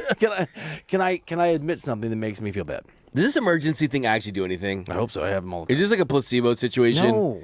I want it to be Tang. Vitamin C. I wish it was Tang. Emergency. You like Tang? Astronauts drink Tang. I haven't had Tang that was like 30 years ago. Yeah, I know. That's when You I were connected -3 when that happened. Tang's legit. Is it? Yeah, I don't know. Is that your Tang? Yeah. I used to just eat the Tang with a spoon. No, you know, just cut out the middle, man. No water. You've never had Tang in your life? I have. Really? Yeah. Tang used to be, come on, man. Tang used to be like about it. I understand. Don't talk about Tang. I knew you were going to go there. I'm not hating on Tang. Yeah. I was hating on you this morning. Can I tell you a story? Yeah. Wasn't in the shower. Remember that yesterday? Yeah, I do. That was one of the Are we more- going to chalk that up to the sickness? Probably, because I was thinking about that. I think that the sickness plus me being on some meds at the time that were trying to alleviate some of the symptoms. Yeah. There's a combination of factors. But I don't think that I would sit here fully clean bill of health say that, hey, I was talking about you in the shower, that kind of stuff. Yeah. What? T-Mac and Reiter on the new 97.1 The Fan, the voice of LA sports. Here's the two sort of sides of the coin of me and my view of like you in the last 24 hours. I went to sleep last night very worried about you. But I didn't want to text you because I figured maybe I really was. Like, you were so sick. I was genuinely concerned. And at, I don't know, 11 or midnight, I'm like, can I text him? Is he okay? But I was worried might wake you up, so I didn't. And then I woke up at 4 in the morning, and my stomach hurt so badly. I never wake up, dude. And it turned out it was just indigestion from something I ate, which I never get. But for about 5 minutes at 4 in the morning, I thought I was sick. And I loathed you with every fiber of my being, which makes me feel bad because I erroneously, falsely accused you in my own mind that you had got me sick. No, so that's the thing, too, is I felt so sick yesterday. When I got home, I started Googling my symptoms, and I immediately started filling out my will. Like, I really thought it was over for me, dude. Like, I was cold, You were so aching, sick. that I was going to pass out. Did you put me in it? What? Your will. Yeah, there's not much in that thing. Okay. Yeah. I just like It's like the Otani cup. a gift. And Yeah, something. the Kobe bobblehead. Right. The dartboard where you have Aaron Donald's face on it. And Shohei's. Apparently. Nacho, you love So now you've shifted to I hate Shohei. So now I hate Aaron Donald. No, I hate the waiting game for Aaron Donald. I don't Doesn't know like if that Aaron much. has it, but you said it. I can play it later. We got to get the drop where it's like, we can have the court report. I still want back to you. And then Jack goes, I don't need to read it back to me like I'm a child. Why the 2 orders, Colonel? It'll be good. We have Bursch on that when he gets back. Yeah. I'm gonna, before we get too far into more shows, I got to go back and get the drop where you wished that I would choke. Like there was literally yesterday. I like, would never You say said that. I hope you choke. I would never say that. That's the thing. I got to go back and make sure that I get that. Believe Yeah. that was Check's notes, which is apparently your thing. I believe that is a delusion, a sickness, food poison induced delusion. I'm getting that for the Friday show. That's my Doesn't mission. exist. It does. You can't get. Let's bet on it. I'm not going to bet on that. Our friendship can't be bet upon.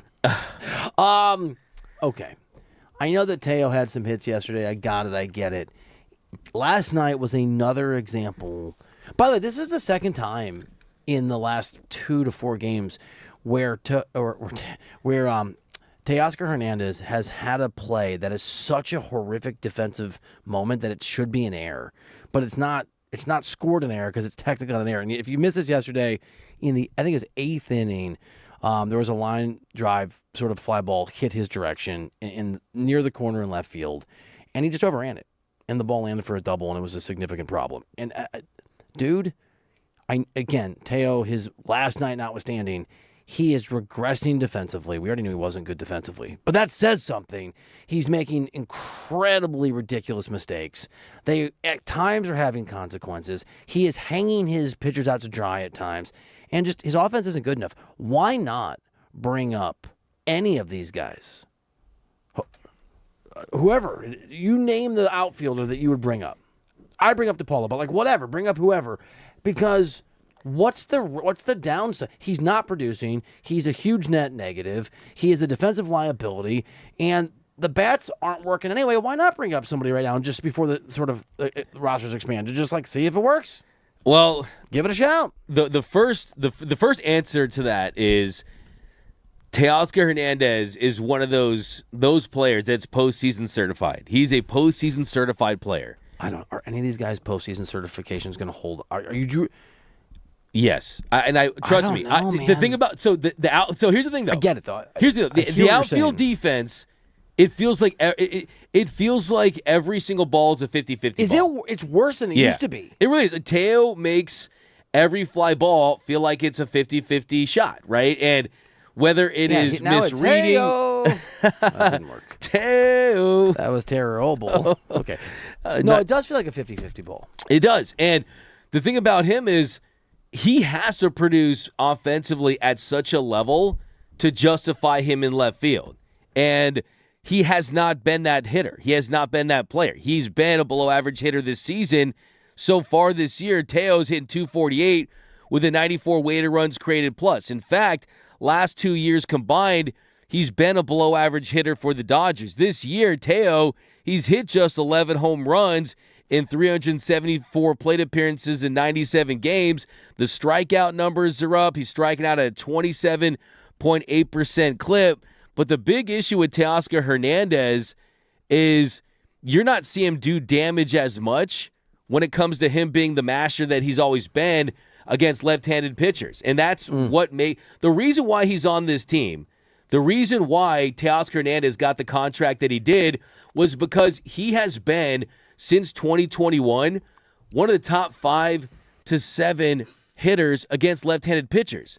But dude, this season though, hitting just .275 with a 795 OPS. So the reasons why the Dodgers signed Teo, he's been bad at. I understand. We don't need to. I totally agree. I'm not arguing. But I hear what you're saying. Who else did you bring up? I don't need to litigate. Sort of not with you, but just I don't care what these guys did in the past. It's sports is a what have you done for me lately business. Yeah, no, I said it yesterday, right? It's a resume, not a reservation, but. So you just have to either it's going to work or it's not going to work. Either it's going to work or it's not going to work. But I would call up DePaula. I would maybe call up Sirota. I think DePaula's the guy. He's mashing, dude. He hit another home run last night. Look, I said a month ago to bring up DePaula, and everyone said no. I didn't say that. I looked at you with love and support, and I said, if Doug McCain says it, then I will tattoo it. DePaula's a DeBalla. Like, the dude is legit. He's going to be a really good hitter. But the issue with him, though, is the defense. But that's the thing. It doesn't even matter then. But the thing is, he's a left-handed bat. Right? Oh my God, we're doing the left-handed bat thing. What do you mean? What do you mean we're doing the left-handed bat thing? Let's just call him up and see if we can hit Major League hitting. Whatever. If you're a left-handed bat, you have more success against right-handed pitchers. If you're a right-handed bat, you have more success against left-handed pitchers. Is that true for every single single And the Dodgers do not. Well, yeah, of course. Look, there's Kyle Tucker and Freddie Freeman and Shohei. They should be platoon neutral where they're good against both sides. Some of these sides. And by the way, Kyle Tucker has been better against lefties. Yeah. Yes, he's not platoon neutral. He's much better against lefties. Well, this year, but I'm saying for the great hitters, you really just say, okay, they're going to have success against both sides. I haven't checked. Do we have a time machine? Is 2023 Tucker playing for the Dodgers? No, I'm not saying that. My point is, I think this is like the whole the Dodgers overthinking everything. If the guy's your best hitter, just bring him to the freaking majors and let him hit. But I'm for them considering some options like that. Also, September there's a lot 1st more hits. right-handed pitchers and left-handed pitchers. Of course. Of course there is. But Teo's supposed to 2 years ago. Okay, nice. I'm a lefty, dog. What the hell? But 2 years ago, when Teoscar Hernandez was the all-star hitter that he was, when the home run derby was great in the postseason that led to that contract. Sure. Now, let's be honest. That the Teo contract was one contract that really, I think, was heavily influenced by fans. He's not good enough right now. He's not good enough right now. Bring somebody else. Also, can I answer me this question? Riddle me this. Would the Dodgers have won the World Series last year without Teoscar Hernandez? I'm not litigating his past. Dude, by the way, if you told me that Clayton Kershaw should pitch, I would say no. And if you go, he was so good in the past, I'd be like, yeah, that's a different conversation. But the issue is the Dodgers have had so many hitters throughout the years that were soft, that did not get the big hit in the postseason. You can point to so many guys in the past. Sorry, I can't stop. He catches more strays. They're not strays, dude. They're direct. They're direct shots. They're well-deserved direct shots. You know what I'm saying? Yeah, they're direct. But you look at Teoscar Hernandez and the hits that he gives you in the postseason.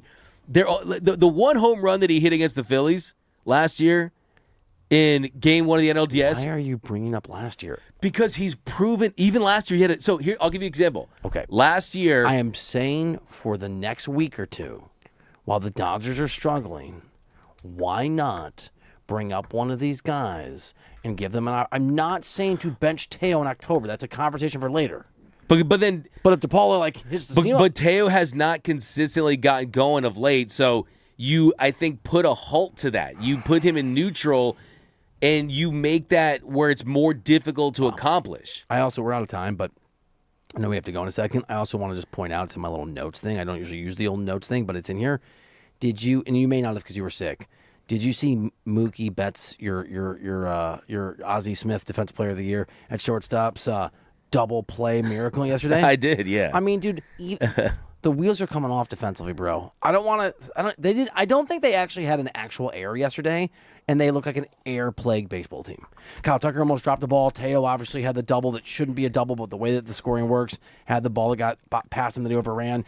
And then Mookie Betts, those of you that missed it, big play, basically botched a ball, closed his glove early. I think it hit the outside of his glove, but he somehow, it should have been an error, but it just careened to the second baseman for a double play. And he was smiling all the way back in the dugout after, right? Hey, yeah, we did it. That was just like it drew it up. Hey, Mookie, what happened? I wish I always covered this. Hey, Mookie, what happened there in that play? I'm not going to explain it to you. You would understand. I am, as you can tell, that annoys me. All right. I'm going to have to start hitting the clock more.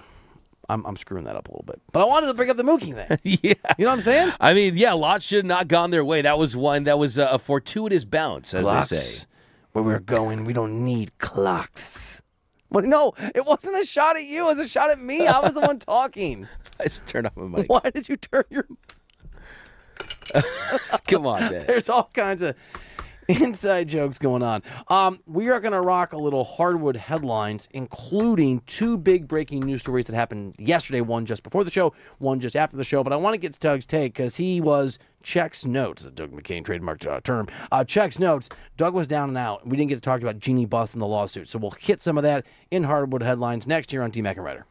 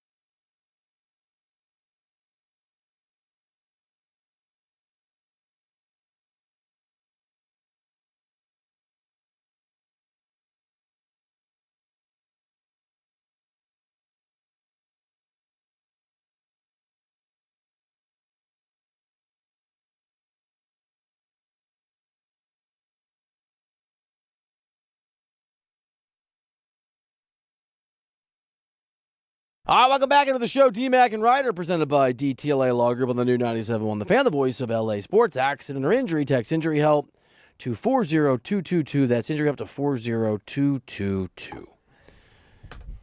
How you doing? Doing good. How's the emergency? The emergency's working. It's good. Are they a sponsor? They need to be. It's working. Ooh, look at you. Get with sales, dog. Maybe we get a buy. Let's go. Right? I emergency see what you're doing. Thank you for hanging out with us here on the program. There's several ways you can connect with the show. You can call us at 855-97-LA-FAN, 855-97-LA-FAN. You can also get on YouTube on the stream at The Fan LA, at The Fan LA. You can also go to Doug's house at 1234 Just Kidding Street. You know, in movies, they go 555 anytime they do a fake number? Why? Just because they know no one has that number? What if they did? Because it's like an agreement. Did you know that in Obsession, there's a... You've seen it now, right? Yeah. Have you? Yeah, I saw it on my first vacation. There's a phone number where he calls, right, about the Wishing Willows thing, and they show the phone number. Did you know that if you call the actual phone number, the actual director set up a phone and has a super creepy voice message? Apparently. Are you serious? Yeah, dude, we should just do it on the air. I didn't do it though. Yeah, that scares me. One Wish Willow. Yeah, it was scary, dude. Yeah. You want to talk to her? What? Do you want to talk to her? I can't. If you haven't seen it, no spoilers. You know what I'm saying? Yeah, for sure. I don't believe in those. All right, should we do a little hardwood headlines? Let's hit it. Let's rock it.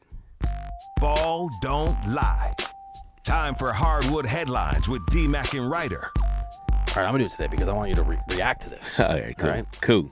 But don't be afraid, okay? I won't. Don't be afraid to have it. Am I a little afraid? Are you? Nope. Okay. Aaron Donald's responded to your hate for him. Just kidding. That'd be a totally different segment. That's not real. All right, here we go. So this was breaking news yesterday. I know the other shows hit it a lot today because they didn't have a chance to address it. I talked about it when you were really sick and went home for the last 40 minutes, but I wanted your view.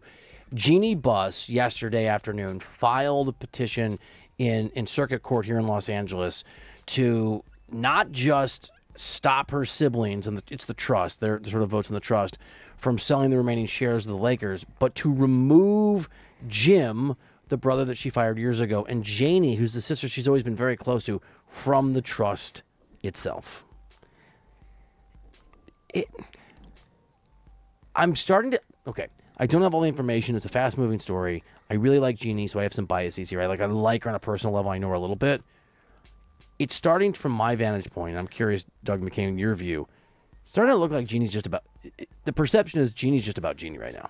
It feels that way. I mean, she's going to have to be dragged out of crypto, kicking and screaming, to be removed from the Lakers organization. And it does feel like that. And to me, maybe I'm in the minority, but what grounds does she have, right? I mean, there's all this legalese. Yeah. It's very unclear. There's some language that's out there. Sam Amick and Ramona Shelburne from The Athletic and ESPN, respectively, sort of dug through the petition.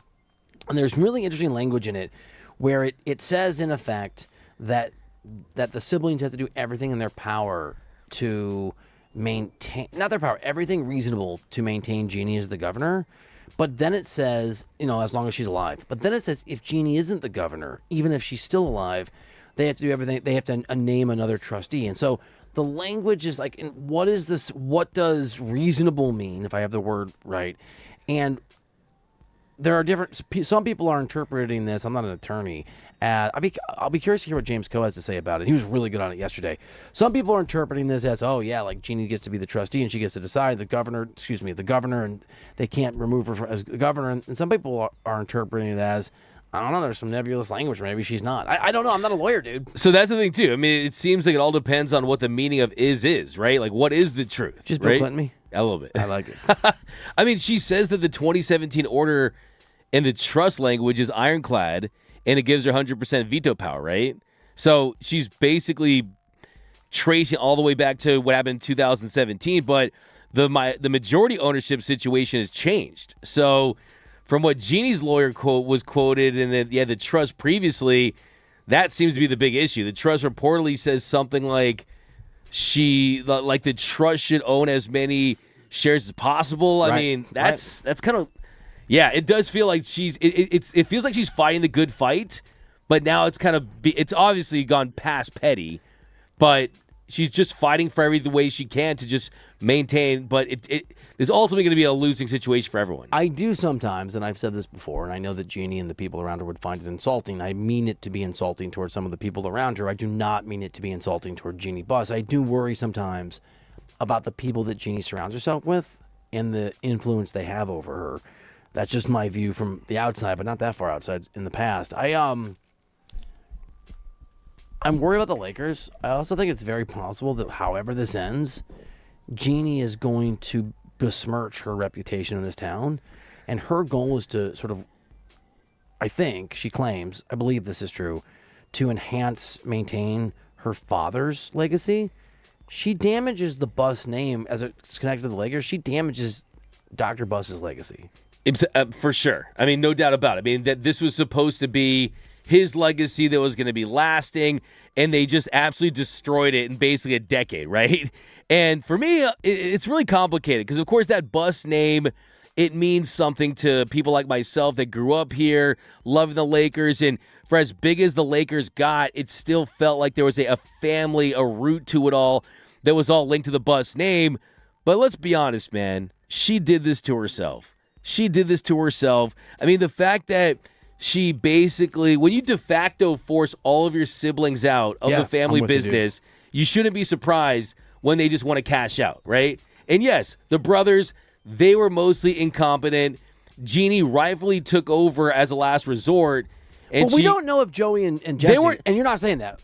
I've heard different things. The ones that had the most power were the incompetent ones. So I know people that know those two like guys Jim. really well. I've heard various things from they're really good to, look, they're raw, but maybe they can get there.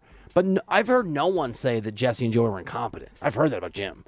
And so I'm saying the ones with you. Yeah, but they didn't have massive positions of power, right? When Jim was making Andrew Bynum moves and he was working closely with Mitch Kupchak, right? I mean, he had a different level of power as far as the direction of this organization. But the thing about Jeannie Buss that is unfortunate for her is it felt like for a moment there that she had made the best move that you could have possibly made for the direction of this franchise, and that was selling to Mark Walters. And for herself. She got to have a cake for and eat it too. Yeah, she got that. There you go. And this thing absolutely backfired spectacularly. The karma of for it, ways that we could never predict it. The potential karma of it is amazing because I think it's fair to say that nobody ultimately cares who's right in the Buss family and which sibling got wronged or not if the Lakers end up in the right hands. That's the goal. Yeah. Lakers fans don't care including Jeannie, which sibling comes out on top. They care about the Lakers come out on top. And so I think people gave Jeannie a pass for it appearing that she was a little cutthroat with her siblings when to your point, she had transferred the ownership to the perfect owner. But you're right. Turned out it wasn't the perfect owner. It wasn't. I mean, look, Jim Buss approved of the Mozgov contract, right? I mean, hey, that guy used to go to my wife's library, and he was very nice. First of all, Bill, like this has to be a thing. I'm so sick of this person was nice to me, so I support them. You brought that up on the show a couple different times now. Now, part of your Austin Reeves defense is because in Jeannie Buss' defense, they were nice to Henry. Yeah. It doesn't work like that. I just said they can be nice to your. I just said that Jeannie Buss is. I've said constantly that she's manipulated by many of the people around her and has made horrendous decisions. Yeah. Okay. You really want to do the am I the candid one conversation? Sure, why not? We can have it. Look, get back to Jeannie Buss. It's interesting because you've been someone who you have a connection with Jeannie Buss, right? Don't criticize her. She was nice to my kid. You met her, but just kidding. It does feel like a you reap what you sow situation. I'm with you. That she had everything on a silver platter, and the Mark Walters thing just complicated everything. And it feels like the best thing for this organization is just for better or worse, just absolutely enter a new era. If it does have success, then fine. If it doesn't, it just has to evolve that way. You bring up a great point, dude. You know, sometimes you're watching a sporting event that you think you're sort of net neutral on who you're rooting for, but then your subconscious tells you no, you're actually rooting for this team. Yeah, I'm rooting against Jeannie Buss. I don't want her to win her lawsuit. I want her to go away. And she was nice to my son. There you go. I do. And I don't know, duality of it. Both things can be true. To your exact point, though, dude, I'm over it, man.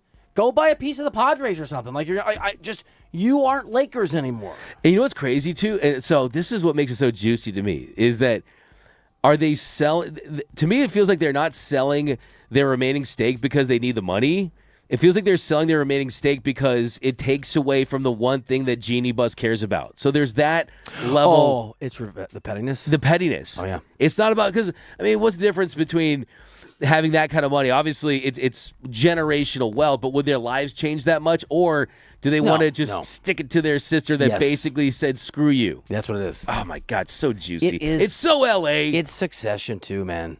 You've seen it, right? The purple and gold and the beautiful. No, when the oldest Roy boy goes to the press conference and he's supposed to like take one for dad, and he looks him in the eye and he goes, "But what I do know is his reign ends today," and he's just staring at his father. And then the other brother's like, and the dad goes, the first time he ever respected his son, he goes, "Shh," because it's the first time ever he wanted to hear his oldest son speak.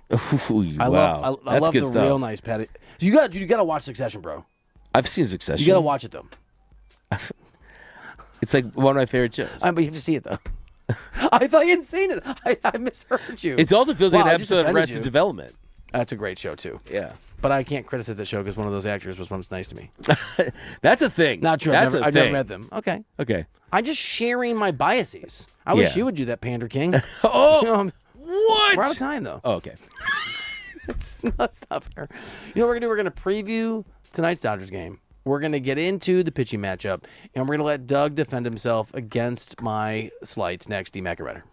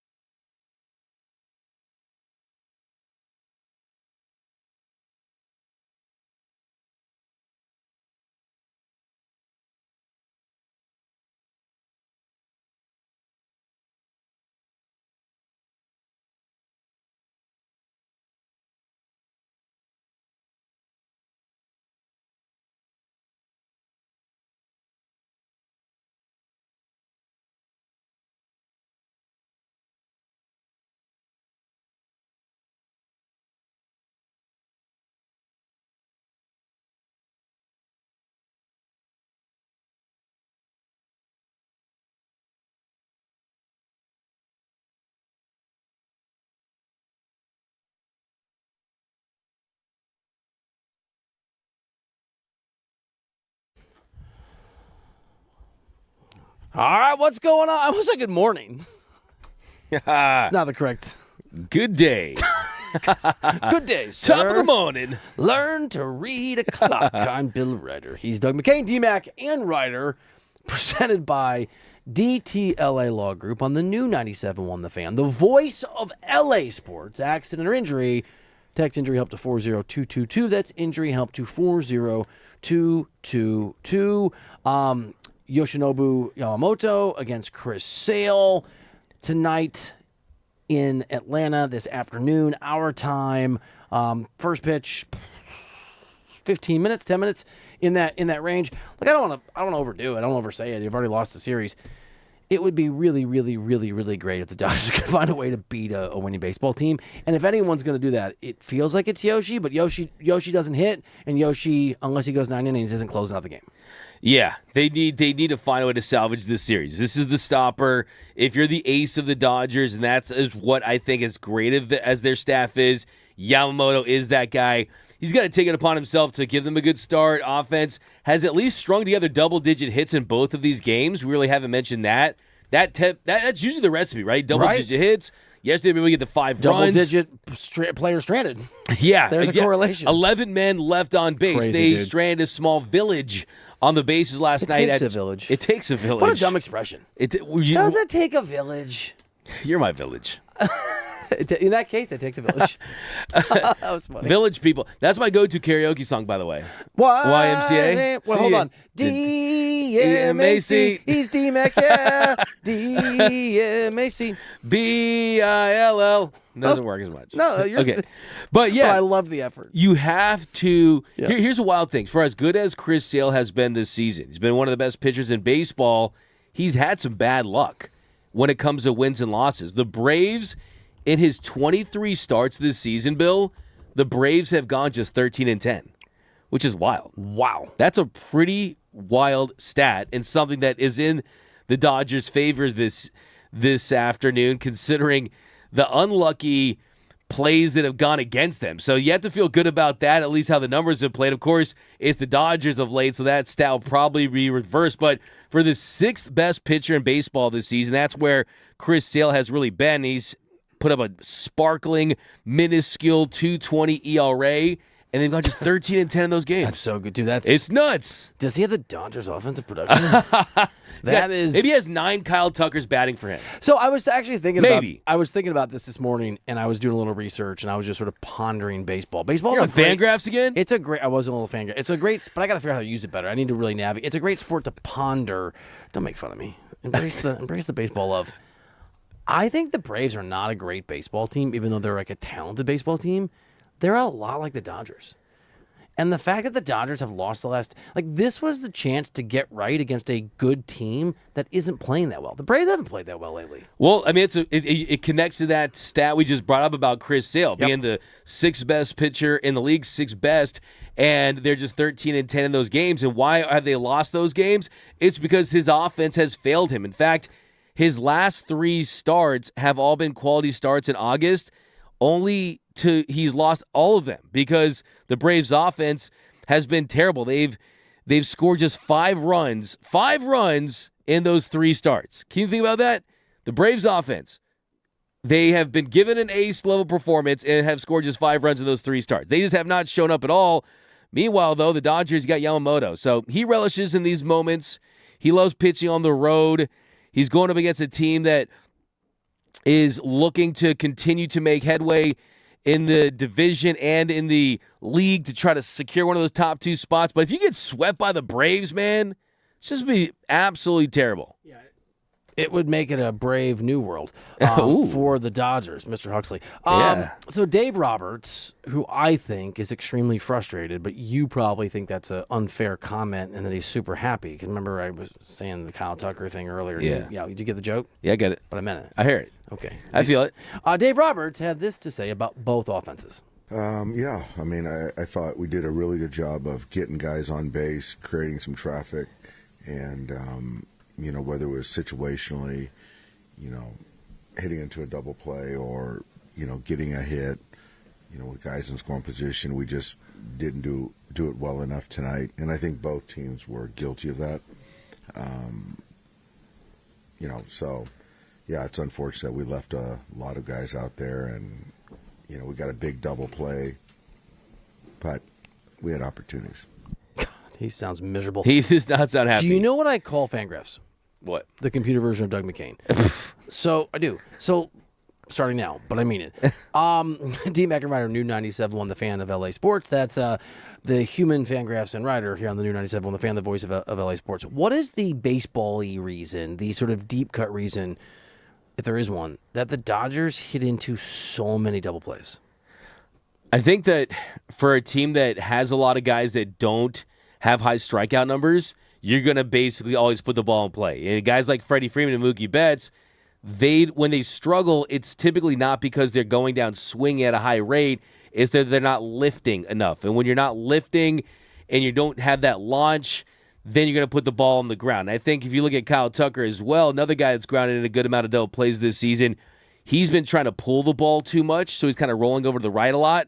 And that really happens when you have guys getting balls off the end of the bat. So when you're not hitting it, you're not barreling up pitches, you're not hitting in the sweet spot, that's something that just tends to happen. So it's kind of one of those things where sometimes a strikeout is better than putting the ball in play. And unfortunately for guys like Freddie Freeman, he's always going to find a way to put the ball in play, so it kind of works against you. All right, so I'm going to give you some Mookie Betts stats. And I have been saying on the air, and you and I have had this conversation, and James Coe and I had it a little bit last week, that Mookie Betts has had a much, much better run of late. Let me give you his last 15 game sort of line here, this sample size. I mean, this is 63 plate appearances. And you tell me, 15 games, what you think this says about Mookie and whether it's satisfactory if this is the version we're at now, right? Over these 15 games, Mookie Betts is batting .281. He has a slug of .349 and on-base percentage of, a slug of .491 and on-base percentage of .349. He's got 3 home runs. He has driven in 11 runs. He has scored 6. Is that a satisfactory? If you get that the rest of the way, what's your excitement level for Mookie? I mean, at this point, it feels like based on the last 2 years, you kind of take what you can get. I mean, this is like the best version of him this year. Say that one more time. You're talking an OPS of 840. 840 OPS. Yeah. Yeah, I mean, you'd love that. I mean, you would sign for that all day, every day. I mean, for Mookie, the big issue is the quality of contact and lock and power. The power has absolutely disappeared. That's the big red flag for Mookie Betts. 3 homers. 3 homers. 15 games. 3 homers in 15 games. That's a better pace. I'll give you the rate. I'll do the math. Hold on. You rock and roll, and I'll. I mean, this is a guy who really, at his peak, was someone that was good for 30-plus home runs. You roll out of bed and hit 30 home runs if you're Mookie Betts. 32.4 home run rate. That really is the Mookie that we've seen. Is this? I know 15 games isn't enough of a sample size, and I'm just going to point out again that 9 of these games were against the Rockies, the Pirates, and the Royals. Terrible pitching staff, but whatever. If he finished with those numbers, he'd probably end up being the second best hitter on the Dodgers outside of Ohtani. Is there any world where those numbers, and a little bit of a regression, right? Let's say a 25 home run pace with an 820 or an 810 OPS. Is there any world where do you believe he can do that between now and the end of the regular season? I think he can because he did it last year, but he still struggled in the postseason mostly. I know so that's part 2 of this, right? Yeah, I mean, look, Mookie is what he is. I mean, I think it's Mookie is what he is. He is what he is. I don't think this is a matter of. I think a lot of people want to see Mookie's offense wake up. Truth is, this is just what Mookie is. He's gone from being a superstar to a Ozzie Smith. Remember that yesterday? That was great. I don't know if you remember it. Of course I remember it. I'm not criticizing. You were really sick. It that was so amazing spot you on. pushed through it. Basically, outside of the home runs, they're basically. Here's the thing, though. You pointed this out a couple segments ago, just about that fortuitous bounce that they got for that double play, and how Mookie did not look smooth at shortstop there in that moment. It kind of makes you question. There's a lot of people in the industry that kind of question defensive metrics because it's not as cut and dry as bat-to-ball offensive metrics. And sometimes I look at Mookie's defense and I look at what the metrics say, and the metrics say that he's really good, and sometimes it doesn't pass the eye test as much. I completely agree. So it kind of makes you wonder that. But I think. Are you talking offense? I'm saying that I'm saying defense. Yeah, sorry. Yeah, but offensively, at this point, I agree with you on defense. At this point, look, this is a guy who has gone from being like I said, a superstar to he's a role player at this point. I mean, that's just what he is. And if you want the old Mookie Betts back, you're not going to get him. But you can still get a guy that can contribute. You can still get a guy that can help this team win games in a lot of different ways, but you just can't be a dead bat. That's what I'm asking Mookie Betts for. I'm asking for the occasional double. I'm asking for the occasional home run. Whoa. That's what he's been the last 15 games. This isn't 180, though. I mean, I'm not mad at you. It's not a 180. Oh, dude, you have 1,000 per. Oh, I just looked at this. I'm very mad at myself. I'm 1,000%. You got mad at me 4 or 5 weeks ago for suggesting Mookie wasn't good enough. By making this like, he's a defensive star, and here's the double Xerox XR3. TI-89. Yeah, remember? I remember that. But I also think, too, where Mookie Betts is at this stage of his career, a guy that you just want to get any value out of for the duration. And look, look at the numbers are crazy. He is a 9 outs above average shortstop. That puts him in the 95th Can you percentile. break that down over the last 4 weeks? Over the next, so that's the thing about defensive stats. They take long periods of time to make any sense out of them. Oh, the second, because I don't. Yeah. This is an eye test thing, but from the he didn't pass the eye test in Chicago, right? The moment right? you brought this up, like 5 weeks ago, as the TR double Xerox 2.5 stat factor, why I couldn't criticize Mookie But Betts. I'll explain to you why I think that you can't. I'll explain to you why I think you have to recalibrate the offensive side. Since then, though, I've kept a dogged eye. I've been bird dogging his defense, and he has looked atrocious, dude, at times. He has, but let me tell you this though. Okay. And I'm just gonna point this out to you. So you see it right here, all that red. That's saying that he does not strike out, he does not whiff at pitches, and his expected batting average should be 273. If Mookie Betts, with the kind of defense that he plays now, his on-base percentage is barely 273. I know, but he's the unluckiest player in the world. It's on base. Wow, 296 on base. Yeah, is you rough. gotta. Yeah, it is right. Right. But as wild as it is to say, Bill, the point I'm trying to make here is this: if Mookie Betts was a free agent after this season, and he was putting up the type of defense that he has with similar offense, he could be one of the more highly touted free agent shortstops. Not at 33, not the way he's played defensively down the stretch so far. But on a year-by-year, I'm saying you wouldn't sign him to a 10-year deal, but I'm just saying as far as how teams view that premium shortstop position. I hate what Mookie's become. Yeah, I hate it. I hate that he even moved to shortstop. You just told me he's like the highest priced free agent. I'm trying to make the best of the situation right now. But there's our guy. But you can't always make the best of it. There's Sometimes Shohei the situation is a disaster. It looks untenable, but still, what have I said? Have you seen Don't Look Up? I don't think so. Okay, Leonardo DiCaprio and Jennifer Lawrence, and there's a meteor coming. It's on Netflix. Yeah, it's really good. Wait, it's a Netflix movie? Yeah, it's great. Just for Netflix? Yeah. Leo's doing just for Netflix? I think that Netflix money they'll do something. I don't like that. Really? For my boy Leo. Why? I just stay. He's never on TV. That's like the path to TV. You think that's halfway? That's sort of like not halfway, but it's like the AAA of TV. Yeah, we saw what it did to my boy Sandler. Got some checks. He's not on TV. No, I know he's on Netflix. Yeah. I think he has an exclusive deal with them. Yeah, he gets paid. Okay. So I just didn't know that. I've seen every DiCaprio movie but that. You should see it. Because you like it. In Don't Look Up, it's the people trying to make the best of it. You can't make the best of an asteroid hurtling toward Earth. It's going to destroy it. And you can't. This doesn't hit as hard because we got sidetracked into a whole Leo pop culture conversation. But I feel like if we were just to that's a rewind. Sound like an Ewok. Yeah. Back and Reiter, that's much better. I feel like if we could just breathe. No, I feel it. I see it. Sometimes making the best of it isn't the thing.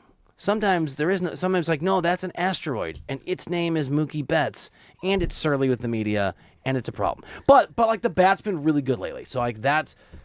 He's looked Mookie Betts-ish, but not. He's not defensive. He's not the Gold Glove at shortstop you've been selling me on. He's had so many Teoscar Hernandez moments in the last 4 weeks.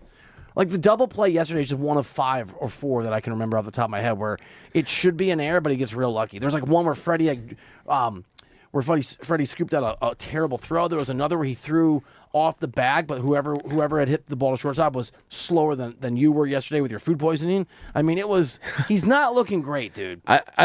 There was the air where he wasn't ready for the ball. No, where he flipped the ball to second base, or who was the second baseman? Thought it was going to go to first base. You're so obsessed with Mookie Betts. I'm obsessed with doing this job well and talking Dodgers because I'm inspired by you. It's worthwhile. But here's the thing, though. Of the day. I think that you have to look at things a little holistically, and you kind of have to take the 30,000-foot view of it with Mookie Betts, just because you can be holistic. You can either be Mookie Betts or you can be Albert Pujols, right? Oh no. That's my holistic music. You gave your movie example for Mookie Betts, right? Right. For the Leo DiCaprio movie that he shouldn't have done because it was a little offensive. You should watch it, bro. I hate the fact Jennifer Lawrence is amazingly talented too. I love J Law and Jonah Hill before he looked like Jonah Hill's like. My hot take is he's a top 5 actor for me all time. Jonah Hill. Jonah Hill. But I'm not a fan right now. Really? Oh, he had a great Netflix movie called what was it called?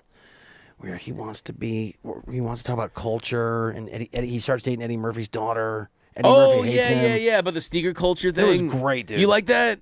Yeah. It was okay. What? Yeah, it was good, though. Have a heart. Yeah, it was good. Tearjerker, man. He got the store at the end. Different worlds coming together. That was like COVID trying to understand each other. Yeah. Then he goes out and he hoops. And you're like, oh, Eddie Murphy's going to show him, and then he shows Eddie Murphy? Yeah, no, it was good. I liked it. Eddie Murphy... You hate Netflix. No. What do you hate more, Netflix or Aaron Donald? No. I'm just trying to understand. But the point I'm trying to make about Mookie Betts is you still have to pay this guy $27 million a year for the next 6 years. What does that have to do with anything? It has to do with a lot because you have to find a way to get value. You can't there's nowhere you can trade him. No one's taking that contract. If you buy $6 billion in typewriter stock just before IBM puts out the computer, he's still going to be a 3-WAR player. For the next 6 years? Potentially, if he can keep up this level of defense. Now we're doing potentially. Well, he can't keep up this level of defense the last 6 days. And so my point is the movie I would use to describe what the Dodgers and how they can view Mookie Betts is Castaway, right? Tom Hanks can't change that he's stranded on the island, right? They're stranded on Mookie Betts Island. Castaway? Yes. Yeah. They're stranded on Mookie. He's talking to a volleyball at the Wilson. He used to be a Wilson athlete. There you go. He's sponsored by Wilson. He used to be an athlete, too. Oh, come on. Well, I mean, we're going there. He can still bowl. Let's go there. He can still bowl. He can. So he can bowl. The thing Doesn't he is, throw axes, too, or something? He used to be able to dunk. Do a Rubik's Cube. I used to be able to run an under 6-minute mile. Who cares about that? Man, you know what's funny? The same things you accuse me of, like, I'm trying to keep up with you, man. I'm not accusing you of anything. I'm trying to it felt I was definitely sick as the dog, so maybe I'm tripping. You're tripping. But no, stop it feels like two shows ago you were like, Mookie Betts is back. I think it was your hero of the day. I was asking you whether we thought he was back, and then you brought up the defense again. You're like, he's a Gold Glove. I'll have to play the tape back, but I believe you just made the case he should win the Gold Glove this year for 4 positions. What are you doing? He should be in the mix for Gold Glove. No, he shouldn't. He should. He barely has a glove sometimes. He's in the 95th percentile. I don't care. If those stats... Show Mookie Betts some respect. Put some respect on that man's name. If your TRC plus Xerox stat TI-89 tells me FR15 that Mookie Betts is a Gold Glove Award winner, I don't know anything about that stat, but your TR32 Xerox stat is garbage. Dude, sometimes Steph Curry misses threes too, dude. Bro, did you just compare Mookie Betts at shortstop to Steph Curry, the best three-point shooter of all time? You just called Mookie Betts the best shortstop of all time, defensively.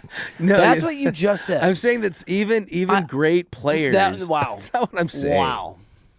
That's not what I'm saying. Did you have more of the shrimp pasta after it makes you sick? Dude, don't. Seriously, dude. Okay. How about, no. I got it. If you say shrimp pasta, no, hey, that's not chat. fair. That's not fair. That's over the line. There's lines. What? What? Yeah, the line is you are saying something that can make me sick. I'm sweating. I'm starting to sweat. Hey, guys. I got it. Just ask nicely. What am I going to say? I can't believe you. What am I going to say? I can't believe you. What? By the way, I offered to carry you to your car and drive you home yesterday. No, you didn't. I asked for the Scottie Pippen, Michael Jordan picture. You said no. Flu game. No, at the end, I was like, do you want me to take you to your car? No, you did say that. In all fairness, you did. And this is how you... I'm not sure what I'm more offended by. That's the treatment I get this is the treatment I get for that, or that you just compared Mookie Betts at shortstop to Steph Curry. I'm I saying don't know. even great athletes make mistakes. I don't make you say the words. By the way, it was really cool to hear you on the radio in my car for the first time. Was it weird? It was very weird and semi-heartbreaking. My heart was broken. And I remember I was looking at myself in the rearview mirror like, you're soft. You should have stayed that extra 30 minutes, you loser, lame You should idiot. have gone home an hour earlier. I actually felt bad. Those people that don't know, Doug wouldn't go home, and so I finally just wrote our boss, Andrew, like, can I please just can Doug go home? I had to be escorted out of here. So we had to kick you out of the studio. So I'm not kidding. I felt like a jerk. I didn't make you like have you leave earlier. You were dying, dude. I'm alive. You are. If I'm alive, I drive. You are to gutting it out what Steph Curry is to 3-point shooting, to apparently what Mookie Betts is historically to defensive. I mean, you could make the case that Mookie has been as good of a shortstop this year as some of the best 3-point shooters have done. Have you watched him play shortstop this year? Yes, I literally watch every single game. Then you know what I'm talking about. 95th percentile. Then you know what I'm talking Women about. lie, men lie, numbers don't. Pat Bev. I will see that, and I will counter with Mark Twain. Lies, there are damn lies, and then there are statistics. Okay? Nice. All right. T-Mac and Reiter here on the show. We're going to talk about this Dodgers game. We'll update you on where things are at, and we're going to hear from some of the folks. We'll hear from Tanner Scott, and we'll get into what has been a bullpen crisis for the Dodgers next on T-Mac and Reiter.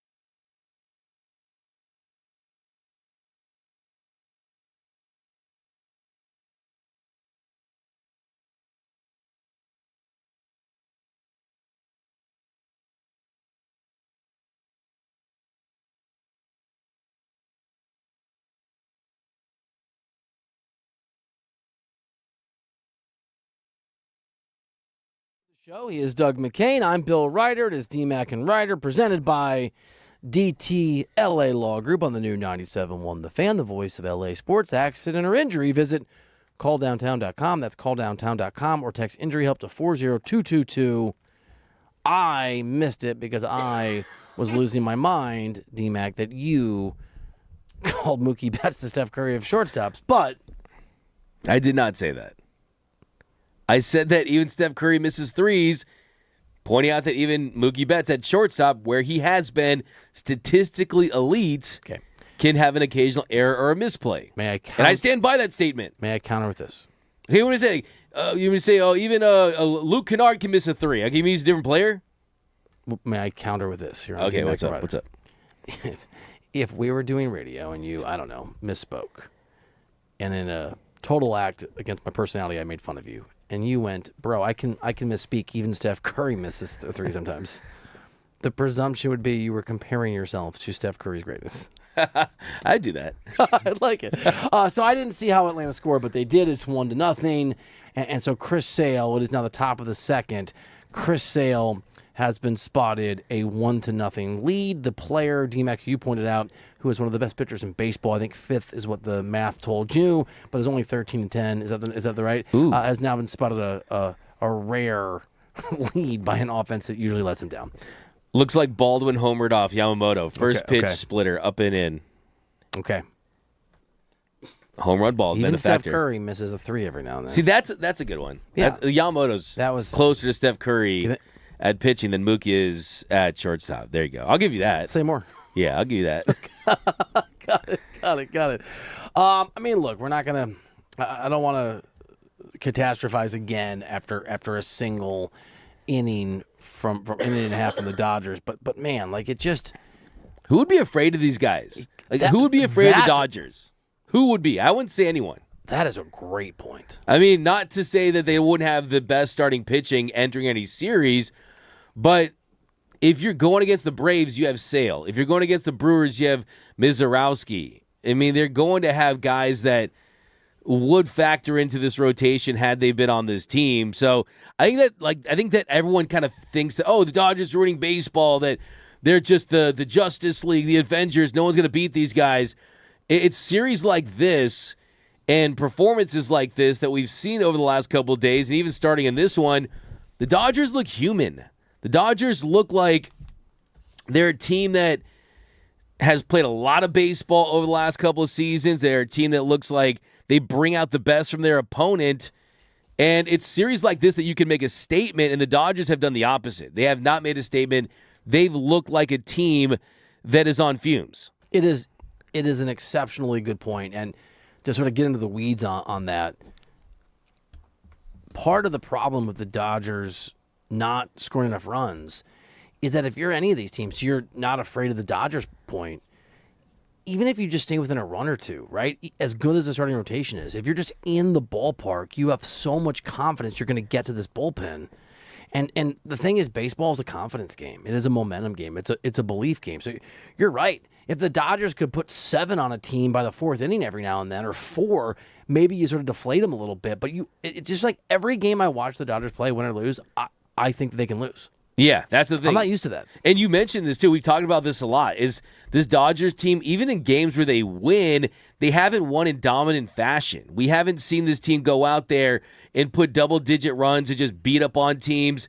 They're a team that has to grind out wins. They're a team that when things go right from the reliever standpoint, it feels like you're more surprised than you're expecting that to happen. And that's not what you want to see from a team that's getting this close to October. Yes, when the bright lights of October turn on, couldn't they flip the script? This is a team that has the type of players and veteran leadership that can make that happen, but you don't want to make it hard on yourself. I agree, and the Dodgers are choosing the harder path.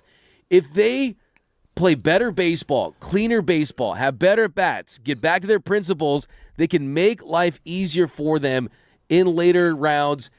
I think the Dodgers would be doing themselves a major disservice if they talk themselves into the fact that, hey, last year we did it. Last year we went on the road. Last year we played in the wild card round. This is not last year. This is a team that's played a lot of baseball. You're calling out Mookie Betts, by the way. How? Yeah, well. That's what he said. Yeah. Oh, yeah. Well, yeah, the other day. Well, and Mookie's going to say that, right? Mookie's going to say we've done it both ways, but I think this year is more important than ever. Is you have to finish one of those top 2 seeds. The biggest fear for me is the Padres in that wild card round. It really is. It absolutely really is. If the Padres found a way to lock in with the Dodgers in a 3-game wild card round, the Dodgers would never hear the end of that, ever. D-Mac and Reiter here on the new 97.1, the Fan, the voice of LA Sports. 2 innings in the books in the final game of this 3-game series in Atlanta, of which we know the Dodgers have not won one yet, and 2 runners stranded. Single in the first, base on ball in the second. Both those runners were on first base, but still 2 innings, 2 guys stranded. And just a friendly reminder, you brought this up. The Dodgers also just you were talking, it made me think. I brought this up. I don't put words in your mouth this time. I'm just not sure the Dodgers are very good right now. As crazy as that sounds. They are under 500 against winning teams this year. They are, I think, at 500 or maybe a game over 500 going back to July 1st. They are 2-13 against winning baseball teams in series this month. They are a mediocre offense over the course of the last 30 to 60 days. Either one, just kind of depending how you want to measure it. I don't think they're a bad baseball team. I'm not saying that at all. They're just very, very mediocre over a very long stretch. And that's what really hurts, that word, right? The Dodgers aren't a bad team by any stretch. That's what makes this more frustrating. They're a mediocre version of a team that's supposed to be great. I think that's how I frame it. Is there a mediocre version of what a super team is supposed to look like? Right now, the Dodgers, they're more famous because of their names than really the quality of baseball they're playing. They're kind of living on the reputation, living on the roster, and just because you have that championship resume, just because you're favorites, they look, if you watch this team on a day-in and day-out basis, if they weren't wearing a Dodgers uniform, they didn't have those names on the back, would you think they're World Series favorites? No. Here's I don't know if this is a positive or a negative. I don't know. The Dodgers are currently operating at their floor. I don't think they play worse than this. I mean, they're beating bad teams and they're losing to good teams, and they have guys that are underperforming. This is not a team that's, I don't think, is ever going to go a month and lose 2/3 of their games. They're never going to be a bad baseball team. What I don't know is if they're playing at this level because they're just in this sort of weird lull where they're tired and they're older and they'll figure it out. They'll get some momentum. They'll flip a switch in the postseason, and this is their floor, and they'll climb back up toward their ceiling. Or Doug, whether their floor is also kind of who they are right now. And I think I hope that's not the case. I hope so too, dude. I hope it's not the case. And so what concerns me is we've seen this throughout the years, that sometimes the Dodgers will fall into these lulls of a 162-game season, and then maybe they're playing with their food against middling or not so great teams. But usually a series like the Braves, a series with a team they could face in the postseason, will wake them up. That's what I'm worried about, inspire dude. them to play their best Cubs, baseball. hapless. Brewers, hapless. Atlanta, they haven't answered the hapless bell so far. It's even almost, the Red Sox, dude. Even that's a thing, right? That's a good baseball team, historic baseball team. Sure, Mookie used to play there. I mean, yeah, and that's the thing. Maybe now this version of the Dodgers, it's not just big regular season series that'll wake us up. Maybe it's we can only get all the way up for the postseason, man, and that's a bad habit. That's not something you want to be the case.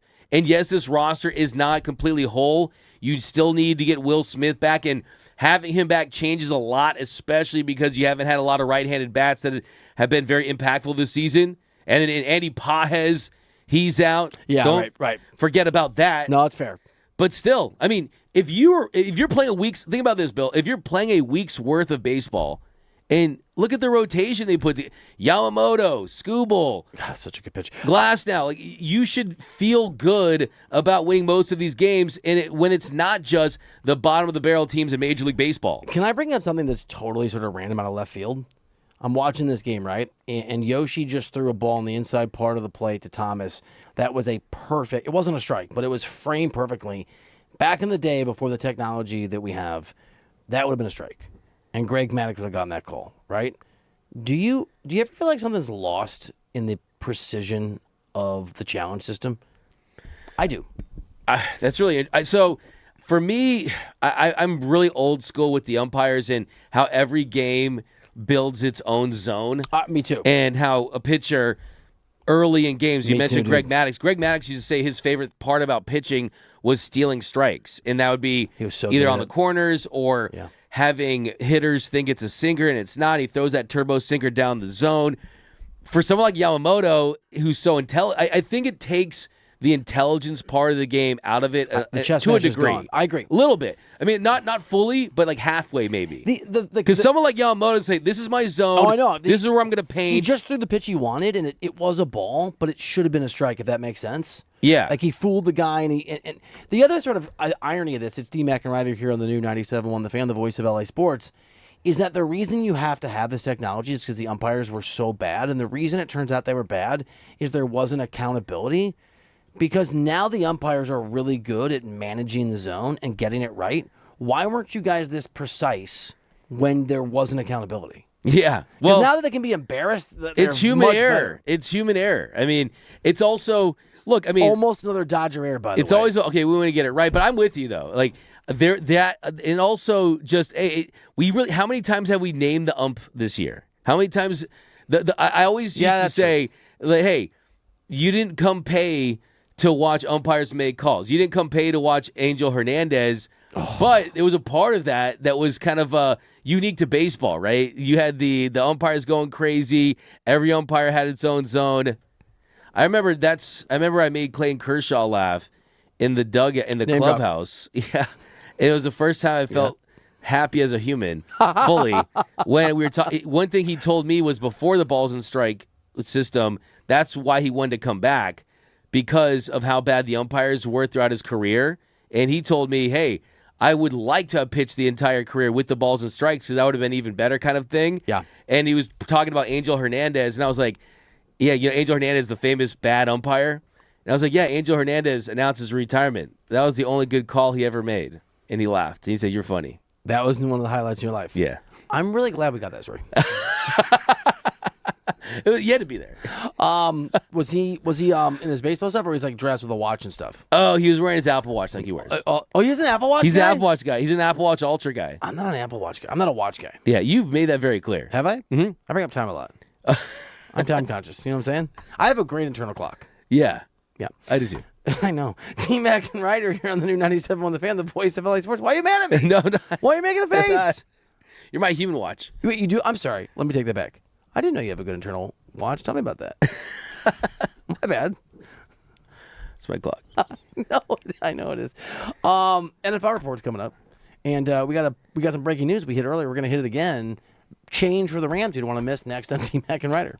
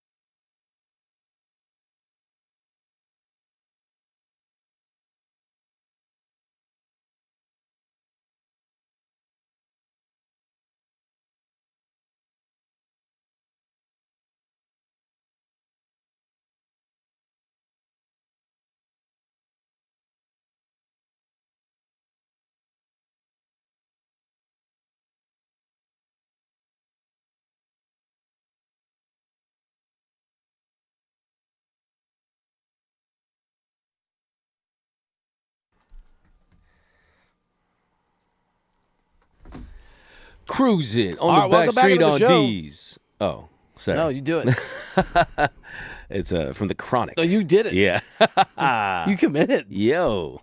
Timing is good. Yep. You want it? I'm good. D-Mac and Reiter, presented by TTLA Law Group on the new 97.1 The Fan, the voice of LA Sports. Accident or injury, text injury help to 40222. That's injury help to 40222. Let's do the NFL report. It's time for the latest headlines on and off the gridiron. It's D-Mac and Reiter's NFL report. All right, we talked about Tutu earlier. What is your take on this trade? What does it mean, Mr. Doug McKay? This means that the Rams don't feel great about their wide receiver 3 situation. You've had C.J. Daniels, you've had Xavier Smith, you have Konate Mumfield, but Tutu Atwell brings experience, understanding of Sean McVay's offense. Also, with the pending potential suspension of Puka Nacua, it brings in someone who understands the system that Sean McVay runs, and then also, when he comes back, he's a guy that can stretch the field. Yes, Tutu Atwell was in on 187 snaps last year, was targeted just 15 times. He was not used. But one thing he can do is really elevate what this offense can be just because of how well they stretch. Matthew Stafford has really complimented Tutu Atwell, saying he's one of the most intelligent players he's ever played with. I remember him saying that last year during training camp. The issue is Tutu Atwell just does not get featured. In his 5 years with Sounds the like Rams. Tutu's not well. Tutu ain't well. Suited. He's fast, though. Tutu fast. Tutu furious. Tonight is Chargers-Rams preseason finale. Not to steal a segment, because we don't steal segments, from the midday show, but do you care? Of course I care. You're there? I love that. I love that. They do. The Duke of... It's a great segment. yeah, it's a great segment. It's a great segment. Yeah, the Sultan of segments. The Sultan of SWAT. The Sultan of Yeah. SWAT. The mayor of moments. There we go.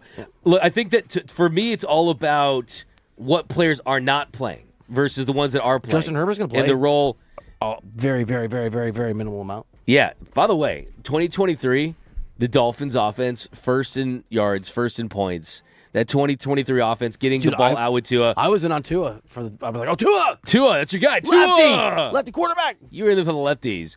But I think tonight, though, you got to look at the players. I mean, the offensive line, the nose tackle spot, Tim Keenan III. There's some guys, Wesley Bailey. I mean, there's some spots for the Rams tonight that you kind of want to look for. I think Claire, the tight end at Ohio State, he's someone that if he has another good showing, he could be one of those 5 tight ends that they'd take. And we know the Rams want depth at that position.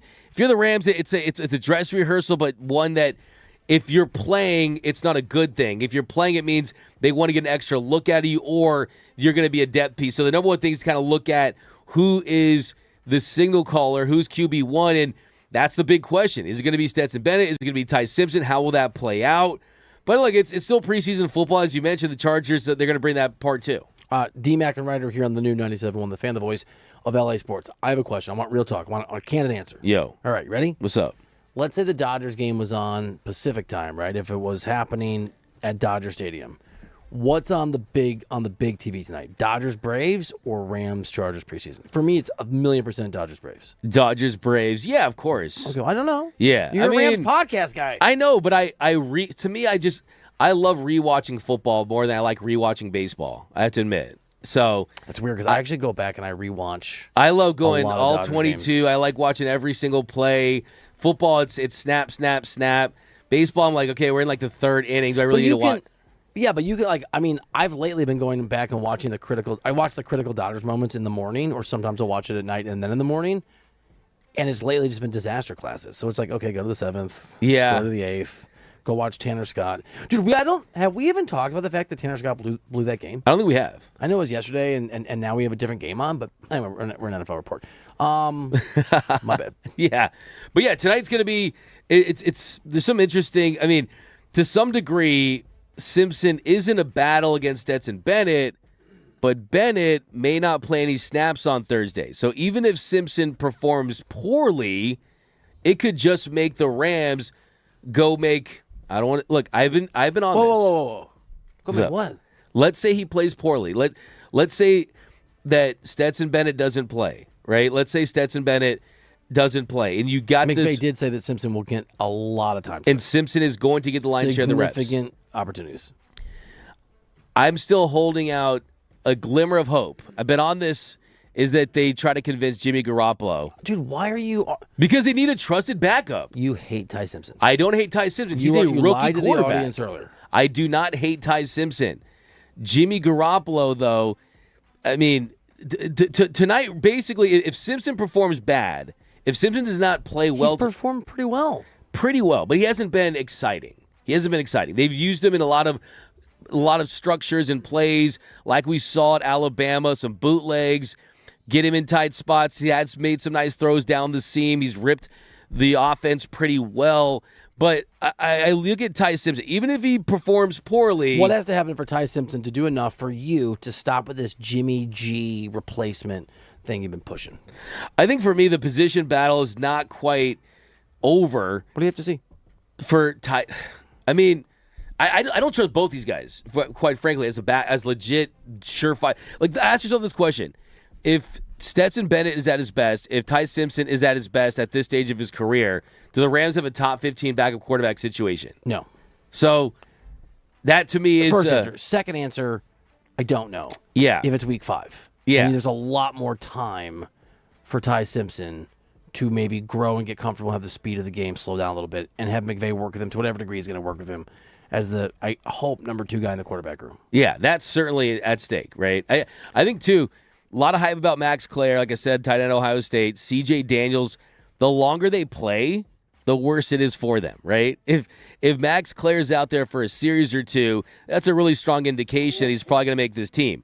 If CJ Daniels is out there for a long time, that's not a great chance that he's going to make the roster. So there are some interesting circumstances in play where even if you're a higher pick, it's still the Rams. So we'll see how things play out tonight. But I'm excited to see Ty Simpson get another opportunity. And if he flashes and he looks like he did in that first game, making all the easy throws, not looking overwhelmed, looking poised, then sure, that definitely is a major step in the right direction. But I think the perfect situation for the Rams is Ty Simpson is stashed away. Oh, my God. And then Jimmy Garoppolo replaces Stetson Bennett, and that is your backup quarterback. I'm only saying this because we're on second here in the third with 1 out, by the way, for the Braves. Really, it's fine. Man, is that the 78 hitter, Kim again? Yes.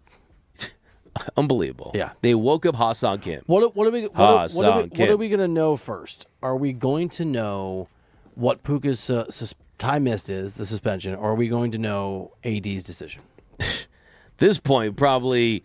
Both of them need to be announced. It's got to be Puka at this point. The first game is 2 weeks. It's today, Thursday, 2 weeks from today.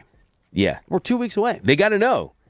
At this point, but I do think that move today was an indication. I think that they would not have made that move. Well, I mean, it's an insurance policy for Puka, and you absolutely need that. But also some depth in the future and a guy that can play that WR3 spot. Oh, you think that's a little indication that maybe they got a little I think they know. I think so. Hey, yeah. What are you guessing? 2 weeks? I'm guessing 2 or 3. Yeah. Maybe 3, and you maybe contest a little bit, get it down. But you're looking at, I think, a minimum of 2. So you drafted Puka 4th overall. Oh, we're talking fancy? In your fantasy league. Yeah. Yeah, I'm not bad about it. To me, it's all like, so I'm a 6-time champ, right? And what? So wait, am I not supposed to point out how many fantasy championships? Are you going to tell me if you lose week 1 that Steph Curry misses some threes from time to time too? Look, you know or what? are you just going to tell me Mookie Betts botches a ball every now and then at shortstop? They're interchangeable, I heard. I heard they're interchangeable.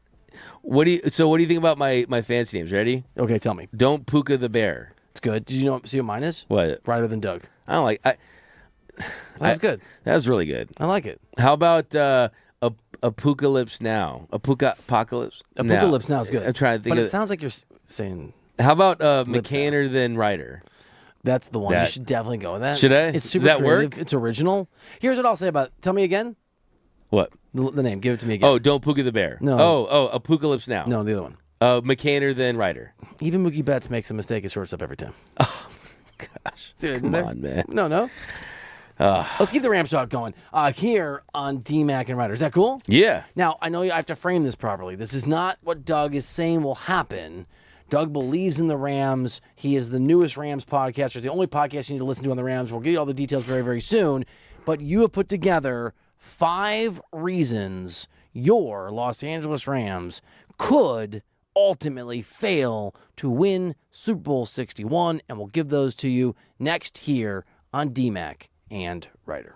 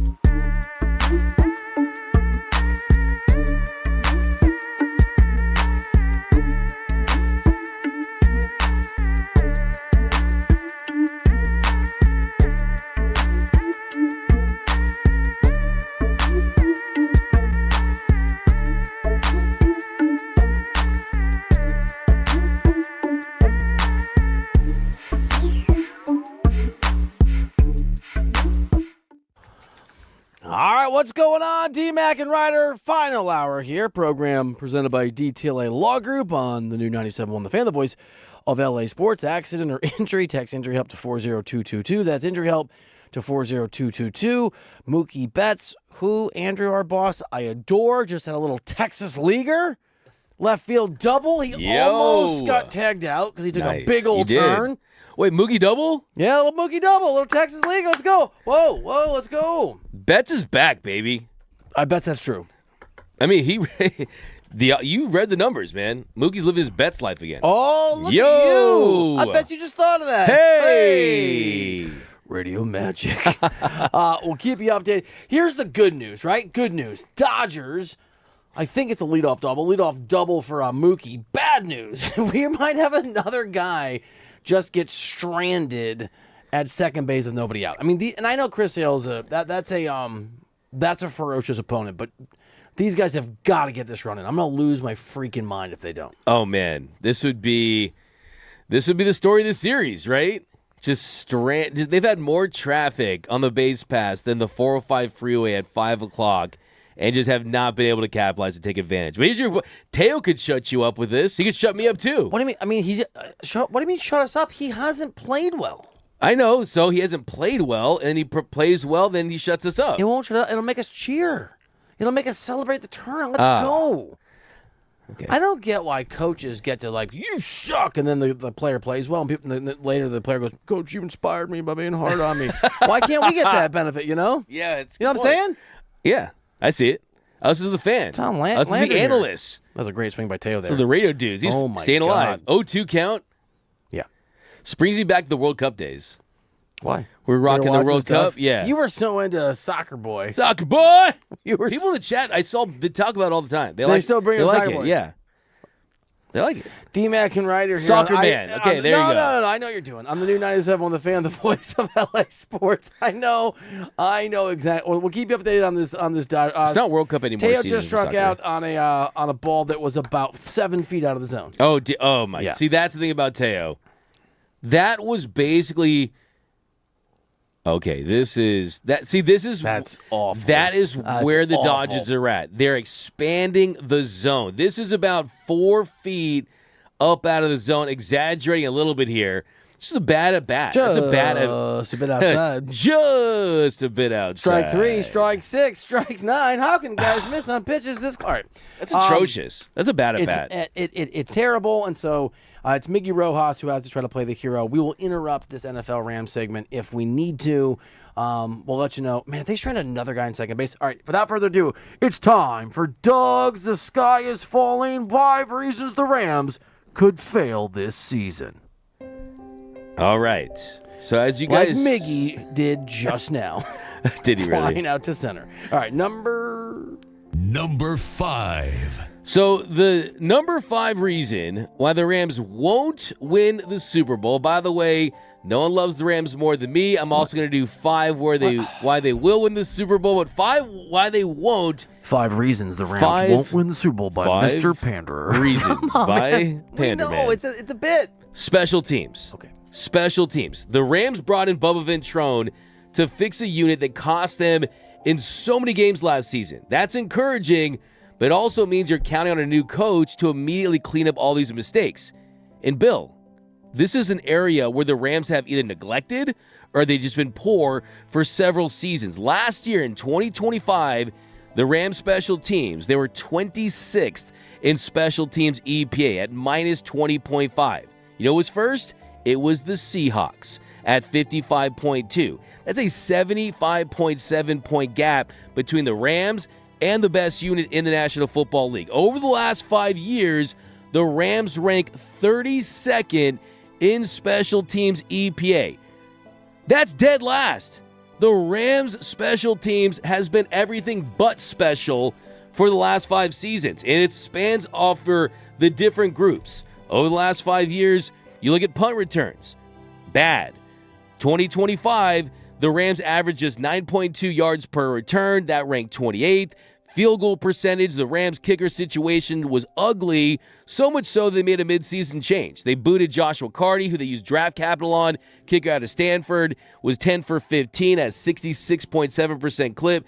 He leaves. They bring in a new kicker. They also had multiple kicks blocked in the fourth quarter against the Eagles, one that was returned for a touchdown. So the Rams, they went 12-5 last year. They reached the NFC Championship game despite having the 26th special teams unit per EPA last year. And how about this? The Rams were just 4 points from the Super Bowl last year despite getting almost nothing from their special teams. And what happens when they face a team in January? What happens when they face a good team and the game is decided by 3 to 7 points? I mean, think about that. Last 5 years, Rams are dead last in special teams. You would think it may be something they would address. Maybe a priority that Les Snead would focus on. Maybe they would get some of the data in front of themselves that you have. But they did make a change. Okay. But still, What's your confidence in Bubba? I got to see it. Is he above this life? I like that. So their kicker, the thicker kicker, Harrison Mevis, he was better, hasn't been great. And if Xavier Smith did not fumble that ball, that basically turned to an 11-point swing in the NFC Championship game, it was terrible. The NFC Championship game was essentially determined by a muffed punt from Xavier Smith, and I ended up tweeting something about Xavier Smith should never... I tweeted something like Xavier Smith should not be able to get on the plane back to L.A. Okay. And you know who tweeted at me and DM'd me? Who? Chris Everett. And? The quarterback. Yeah, I know who that and he's is. like, you better take that down. You're not a true Rams fan. No, he didn't. He did. Why is this guy so set? His whole history is being I know. sensitive. So and I was like, bro, you gonna throw me like you did Jim Rome? No, you're not gonna do that. No, what? Did you just say that on the air? No, but that's not. I completely distance myself from that statement. No, That's crazy disrespectful to the GOAT. No, he's the GOAT. That's why he should have done that. Should have done that. Well, okay. Number 4. I just, no. Offensive line Absolutely not. depth. Offensive line depth. This is something I don't think it's talked about enough. Because if you look at where the Rams' offensive line is, there are the Kevin Dotsons, there are the Alec Jacksons. You have 11 guards that earned PFF grades of 75 or better. Steve Avila and Kevin Dotson were the only teammates of that group. Avila's gotten better. He could set himself up for a big payday. Kevin Dotson's one of the best run-blocking guards. But my big concern is if Alec Jackson gets suspended, the Rams can't just say, Now, we're fine. The latest on that, if I remember right, is no charges were brought. Yeah. And so it is not merely, but it's an NFL personal player conduct investigation. Yes. And again, we don't know anything. There's nothing new. We would have talked about it, but the product out of Iowa, right? Out of Iowa, maybe there's a world where we don't know what we don't know. Of course, we take those things very, very seriously, but there's a world where there is no suspension.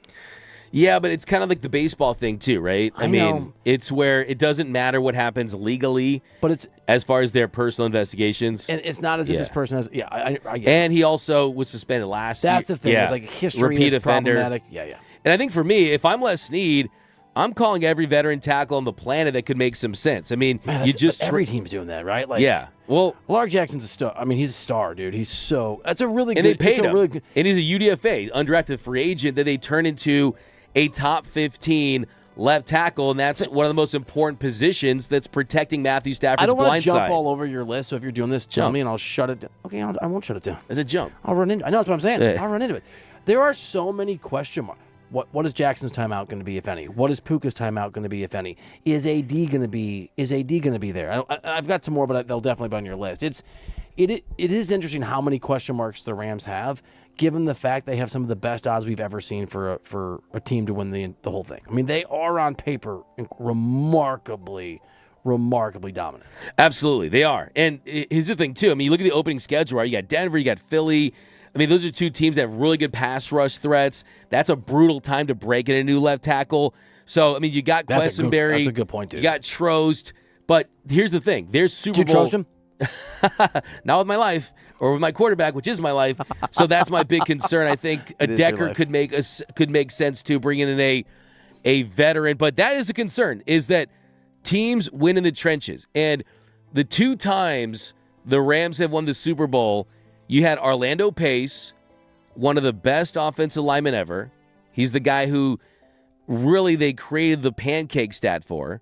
And you had Whitworth. And this is not an elite left tackle, but he's a really, really good left tackle. So it's my concern. The offensive line depth, it's something that derailed the team a couple years ago. They're going to have to be stout this year if they want to win the Super Bowl. Let's keep it moving. Number 3. I thought we were stout of things to say in that category. Stout's a good word. It's a great word. All right, this one is one that I did a deep dive on. I'm pretty proud of. Okay, I'll sit back.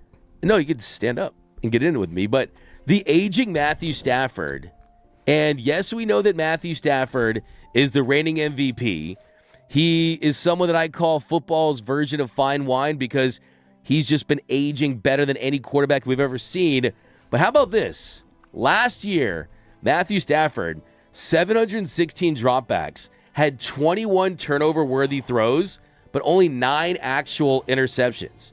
So if you look at the turnover-worthy throws, he should have, based on the probability, have had thrown 16 interceptions last year. Oh, no. So he benefited off some pretty good. He had 9 interceptions that were dropped by defenders. I know you know this, but those regressions to the mean happen all the time in football. They do. They have huge impacts. I mean, he had a plus 681 interception luck figure. It's a real stat. No, I know. So, like, this is a cheat code. Like, for people that bet on the NFL, they know this. If you go look these luck stats up and you find defenses that turn the ball over well beyond what the numbers say they should have, and you fade that team the next year, you'll win 8 out of 9 times. Yeah, it happens. The regression monster is a real thing. Yep. And that 6.81 interception luck figure was the best in the NFL. 9 interceptions were dropped by defenders. He had 7 genuine turnover-worthy throws. So they say that he threw 9 interceptions last year, but really it should have been closer to 16. Is McVay and that organization in tune enough with the numbers that you're walking us through the way the Dodgers would be to understand that and adjust any game plan or anything they're doing to make up for that? Well, Stafford's always been some sort of a gunslinger-type quarterback where even the best version of him might have an interception or 2 there just because he'll attempt throws in tight windows that some quarterbacks might not throw. So there's kind of a method to his madness, right? But still, the good thing is he did finish with an overall 91.7 passing grade. That was the highest in the NFL. So this is not an argument that his MVP season was a fluke. It's just an argument that his interception total... But if what you're saying is right, gunslinger or not, he will, if he replicates his season last year, his MVP winning season, he will throw twice as many turnovers. Essentially. That's what you're saying. So you're telling me that the answer to my question is no, you don't think McVay and that staff will be aware of that or if they make any kind of adjustments to sort of what he's about. I think they're going to want to... 7 extra picks in an NFL season is significant. Yeah, I mean, that's... Gunslinger or otherwise. I was pretty shocked to learn this. So, yeah. I'm shocked to hear it. So, I think for him... You would have died if you'd done the segment yesterday. Yeah, I probably would have. You wouldn't have made it. Probably wouldn't have. See, I told you I'm better. You are. You're doing great. Yeah. So, I still think you're going to get a great season of Matthew Stafford. He's so smart. He's so intelligent. Even if he does... throw 16 interceptions. Would you rather have a 16 interception Matthew Stafford versus a no interception Justin Herbert? I'd argue yes, right? Because wait, what? My point is Wait. Say that again. My point is you live with I just want to understand what you're talking about. My point I is listen to you. I know. My point is that you'd rather have a 6. Even the regression version of Stafford you still want, but it is still a concern because the age is also baked in there too. You just said, don't get mad. Don't be pre-mad at me. Be mad at me after I say whatever I'm going to say here on DMAC and Reiter. Okay. You just said that you'd rather have a 16 interception Matthew Stafford than a 0 interception Justin Herbert. Yes. But you said the other day that Justin Herbert is a top 5 talent, can be a top 5 MVP candidate.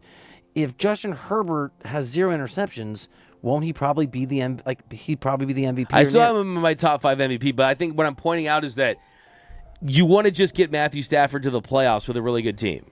And I would bake in some regular season mistakes if that were the case. What? That's not crazy. Yeah, it is. You spend the entire time. Okay, it's a little over the top. All we do is argue about Justin Herbert, and now you're telling me you'd rather have Stafford throw twice as picks. My point is it's like if Matthew Stafford throws more picks, it's like Ohtani having a down year at the plate. I mean, even Mookie right? Betts botches a defensive player shortstop sometimes. Number 2. Let's move on. Number 2. He's looking for an eject button. Okay. Yeah. Puka Nacua. And how the off the field, on the field, how it progresses. We know how talented Puka Nacua is. We know how great of a receiver Puka Nacua is. We know that if there were no off-the-field issues that he probably would have already signed. No, he wouldn't probably. He would have already signed a new contract that would have made him the most highest-paid earning receiver in the National Football League. But how is this going to develop? Is he going to take massive steps forward, or is this guy a knucklehead? Or is this guy someone that's going to be a self-sabotaging red flag receiver like we've seen so many times in the NFL? I am my percentage that I would put down that what you just described happens, I think is much higher than yours. I'm very worried about the guy. Yeah. Well, that plus what it means to them not win the Super Bowl, right? Yeah. Well, yeah. It's like they need... No, he is the second most important player on the team. Yeah. Absolutely. Yeah. I would say, well, I mean, I'd probably... it's Garrett or him. Garrett or him. He's top 3. He's top 3. And he's one of the 3 most unreliable players on the But team. you could. That's a bad overlap. I would make the case that Puka is more important to the Rams than Myles Garrett is. Wow. And the reason why I would say that, Wow, that's really interesting. the reason why I would say that is when Matthew Stafford has had his best seasons, who have they been with? It was Calvin Johnson. It was Cooper Kupp. When you give Matthew Stafford an elite wide receiver, special things happen. Last year in 16 games, 129 receptions, 1,700 plus yards, 10 receiving touchdowns, 13.3 yards per catch. And let's not forget, he led the league with 107.2 receiving yards per game last year. He led the NFL in receptions. I know the stats. Yeah, it's interesting. But the reason why I say that is this team without Myles Garrett was on the doorstep of the Super Bowl last year, right? And of course, this is like what's better, a Bentley or Rolls Royce, right? They're both massive contributors, but Puka Nakua's a special player. To your point, though, one of the 2 or 3 most important players for the Rams is one of the 2 or 3 or higher most unreliable players for the Rams. That is an unfortunate. That is Aaron. I'm pointing at you, buddy. That is an unfortunate Venn diagram. You gotta push number 1, pal. Thank you, Number 1. So number 1, it's kind of like the Dodgers one that you kind of gave me crap for a couple weeks ago, is just the variance of winning the Super Bowl as a preseason favorite, plus how difficult the NFC West is. We talk about the NFC West. This is the most difficult division. The NFC West is like getting into a bar fight where every guy in the room is a UFC fighter. You might be the toughest guy out there, but you're going against dogs. I've been to a bar like that. You have? Yeah. Yeah. In the Quad Cities in Iowa, there was a guy named Pat Miletich who taught a bunch of UFC fighters, and they would go to a bar to drink, and I would hang out sometimes to write stories about him. We would go to the bar, and I would just think, these people in this bar have no idea who these folks are. It's like you messed the wrong guy, pal, right? But kind of one of those? Yeah.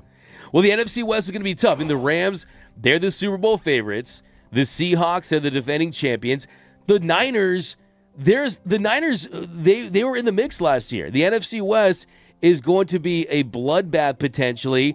And the Rams' problem isn't that they're not good enough to win the Super Bowl.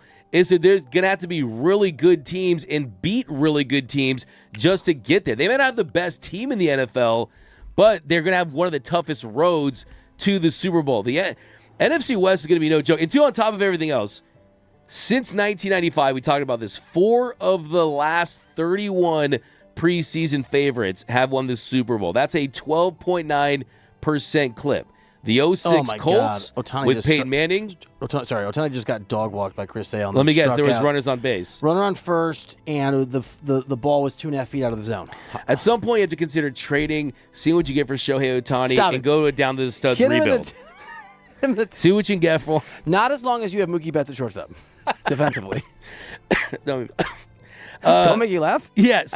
I can never not do that. Oh, yeah. So that's the thing, too. Do you think is that something, nothing, everything to you? Just this whole idea that rarely does the Sean McVay said at the Myles Garrett press conference, hey, Gary, who were they talking about last year? Were you even talking about who was the preseason favorite? Was it the Eagles? I think that's Gary? right and reasonable, but I think this... Key and critical. This... That's what he says. Do more of it. He was key and critical. Yeah, I like it. To answer your question, I think this Rams team is... Name me the last time there was a team that was this big of a favorite for the right reasons. Yeah, it's a good point. I just can't. I don't remember. How about this? It was the Chiefs, dude. Yeah, it had to be the Chiefs. Yeah. Because the Chiefs in 2023 won, the 2018 Patriots, the 2016 Patriots, and the 06 Colts. Those are the only 4 teams since 95 to win the Super Bowl, being the preseason favorites. If you want to take it all the way back to 1977, just 6 of 49 teams entering the season as the favorites. If AD comes back and he is 80% of the person that we have seen play football. 80%? 80. 80. 8. Oh, my God. That was so good. Sorry. And you got me, too. You dog walked me.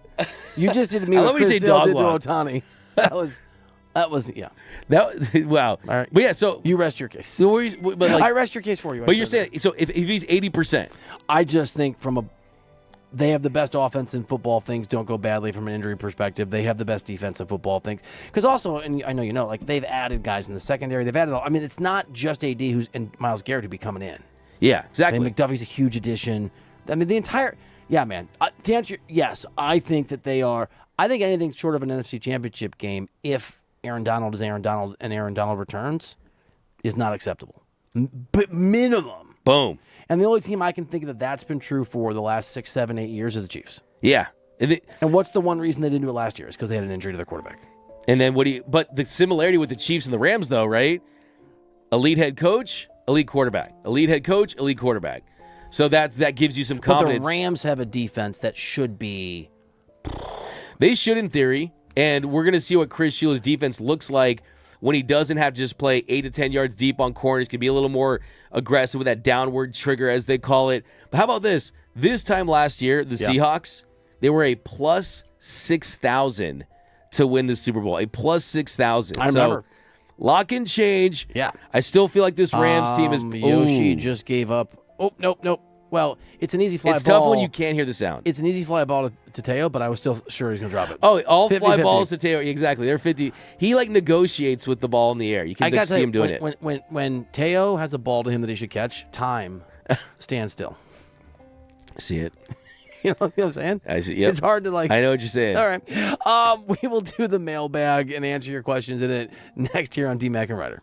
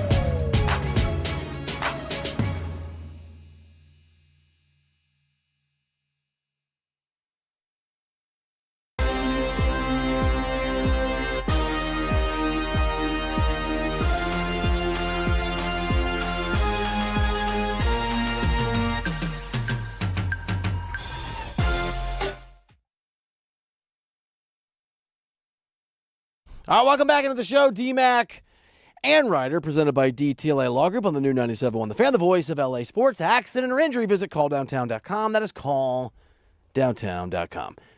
People in the chat are basically saying, oh my God, the Dodgers are going to lose this thing, aren't they? I mean, it is amazing how much it's been the same plot playing out again and again and again and again.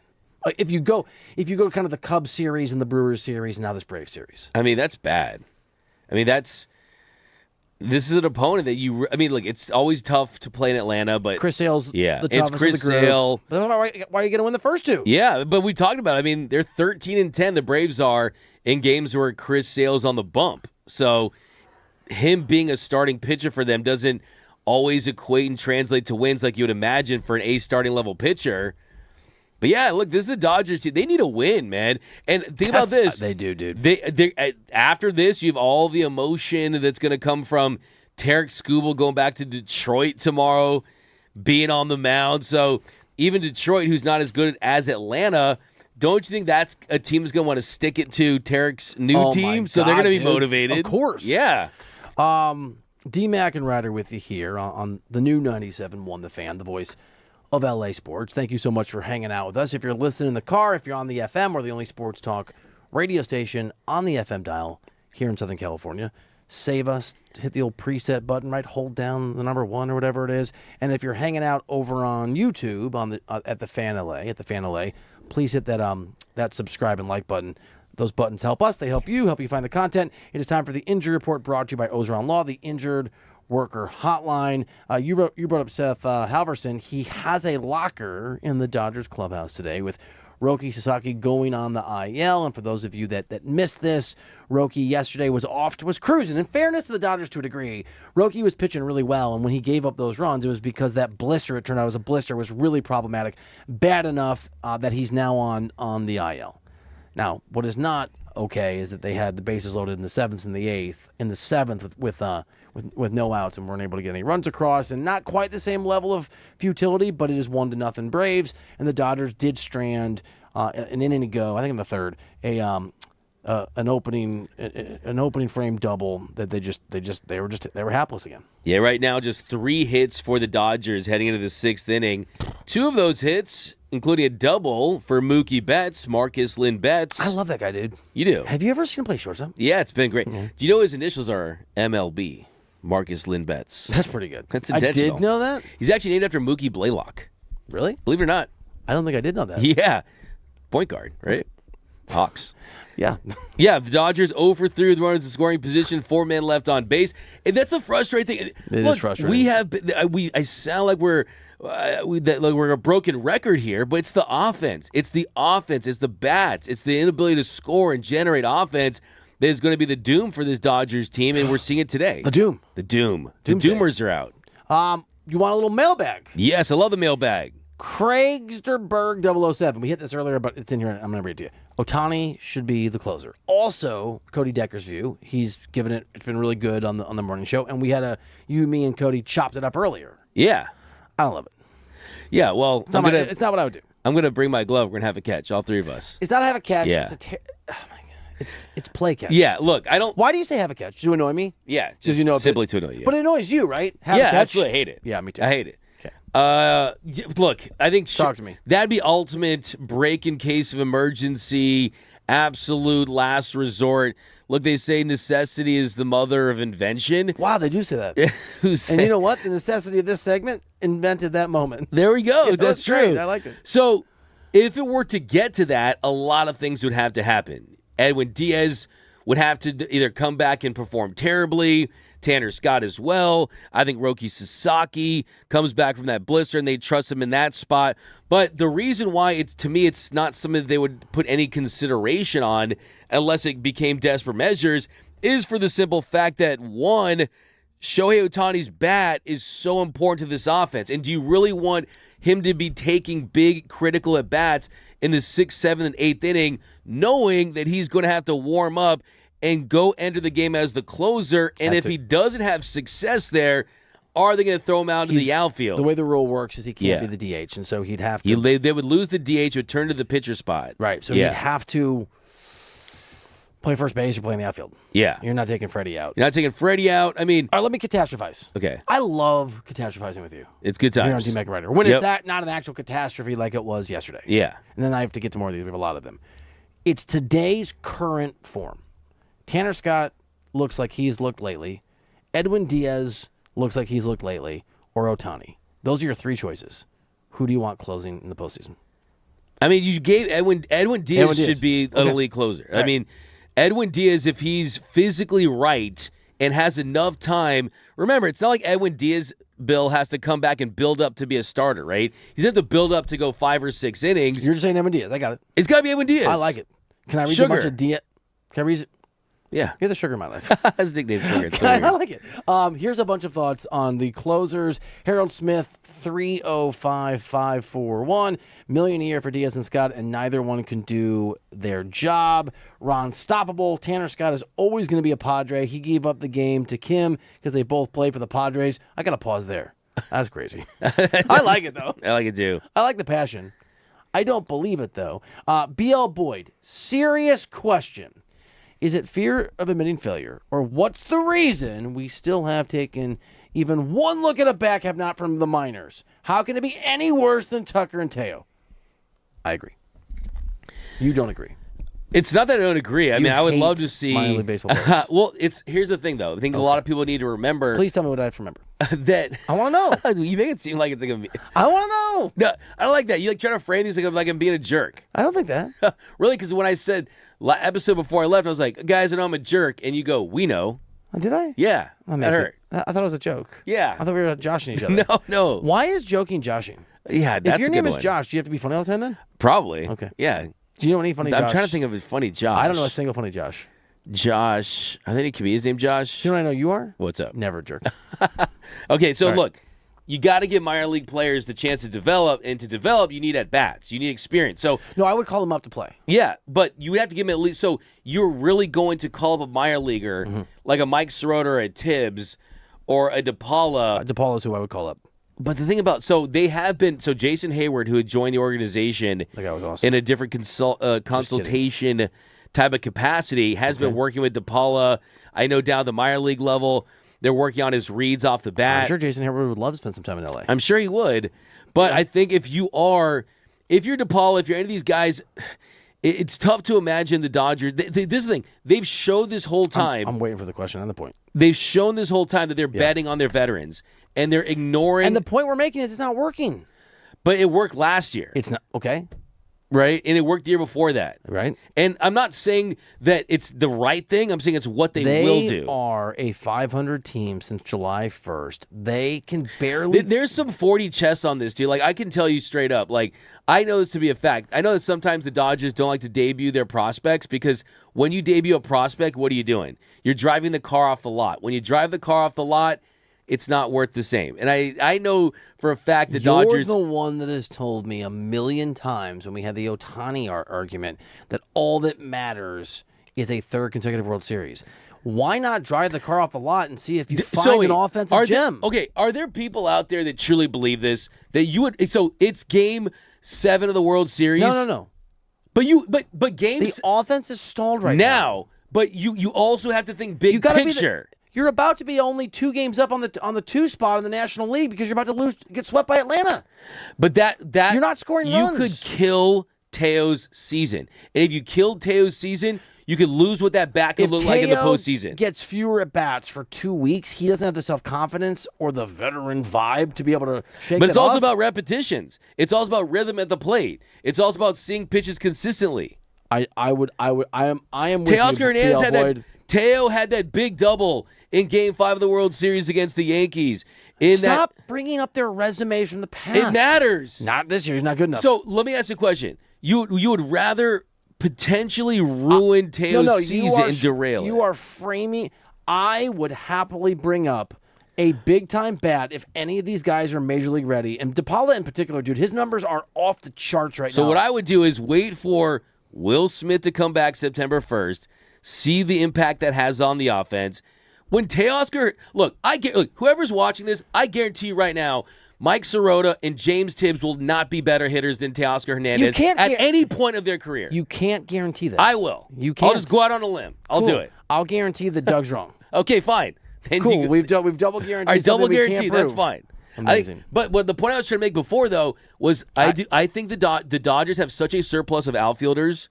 They have such a surplus of outfielders that the more of these guys that you debut, the less you can use them as prospects at times. And it kind of hurts their value if they come up and struggle. I mean, this is like how little you value these guys that you are convinced that they're going to suck at the major league level. Maybe Most of them do. Maybe he'll come up and he'll mash for a week and he'll do the opposite. Maybe he'll do the opposite. he might, but This is the difference between you and me. I trust Andrew Friedman to have drafted and developed properly. But he's drafting and developing to make trades. And I trust him in a way you don't to have done that successfully. No, it worked. I'm the guy who literally pushed for the Scooble thing, and it happened, and named the exact prospects that are going to be using the deal. Oh my God! You're doing your resume from the other stuff? Okay, cool. Wait, so let's do the list. No, Bill hates Mookie. Bill hates Teo. Bill hates Tucker. The Dodgers hate Tucker. I hate as a Tucker's- team. Dave Roberts really hates Tucker. Let's do this. You give me a list of the players that you're allowed to criticize from the Dodgers, and we can talk about them on the radio. No, I'm down. I like it. What are you talking about? I'm here for Every it. time what do you mean I hate Teo? He's not playing well. What do you mean I hate Tucker? I don't know Tucker. He's playing like garbage. He's below the I agree. Mendoza. I'm with you on that. That's not hate. I'm with you on that, but I just think Maybe that's the issue. You're conflating hate with criticism. No, Are you sure? I'm not. I'm here for all this stuff. I mean, but I don't hate Mookie Betts. I know you don't. I'm just messing with you. But I don't know him. I know you don't. I like the way he's been playing the last 15 games. He has played better, and you point that out off the rip on the top of the show. Ironically, he's playing so much better offensively, but he's regressed defensively. That makes you wonder, right? Maybe I'll put it together. Makes you wonder. Can I read you this one before we run out of time? Oh, yeah. I don't hate Max Muncy. I'm going to read the thing, though. Is that okay? I don't hate him. You know what? I just want to qualify. Yeah. I'm the one being accused of being a hater. No, you're not. No, I'm not. Didn't you just... Okay. 916 Prodigy. This isn't me speaking. This is Prodigy, okay? Okay. I'm just checking. Muncy needs to let his ego go. I get he's been our most clutch hitter, but he gets hitter hungry in situational hitting. Example, bases loaded, works a full count, and swung at the most atrocious strike three. Yeah, that was a really, really tough at bat yesterday. It was, dude. It felt like he was going to come through in that spot. I don't hate Max Muncy, by the way, just because I read it. Oh, come on. That's what you the know word what? You get sensitive. I'm not sensitive. Okay. Well, I'm just clarifying. Okay, good job. I would say, yeah, that was a tough at bat for Max Muncy. He kind of guessed wrong on that pitch off the plate. But look, Dave Roberts has hinted at this for the last couple of weeks. When this offense is right, if you want to see when this offense is right, just count how many times per game this team is swinging and missing at pitches off the plate, and they're not offering at good pitches. They have not been the disciplined hitters that we've seen. And that's been the big difference in this stretch. That's why they haven't had success against good teams. And look at this, Bill. I mean, 3 hits through 6 innings, just the offense doing nothing. This is a bad sign of things to come if they can't find a way to manufacture offense against really, really good starting pitchers. You just told me that Teo and Max and Mookie did good stuff 2 years ago. It's all going to be fine. You literally just told me that. I'm saying... Can we just roll back the last 5 minutes of Doug talking as my counter argument to that? Teo's one. So I'm trying to tell you what I think they're going to do. Oh, I'm sorry. As a franchise, and what their plan, their path has been. Mm-hmm. Do you really think? For me, I said this last offseason. That I would have traded. I had fans hating on me because I was the only one in this whole universe that was pushing to trade Teoscar Hernandez because how bad the defense was, because his bat had peaked, but he's become this big fan favorite, right? So for me, it's all business. Take advantage of one more year of Teo, trade him in the offseason, pay down some of his contracts so he can be a designated hitter for another team. That's the problem with him. He's a DH masquerading as a left fielder. You have to admit that in terms of our patience, the sands are moving from the hourglass in this guy. Right? Like, that's a real thing. That's a setup, dude. Do you know what I'm saying? Yeah. Right? Like, it's just... Yeah, I see it. Yeah.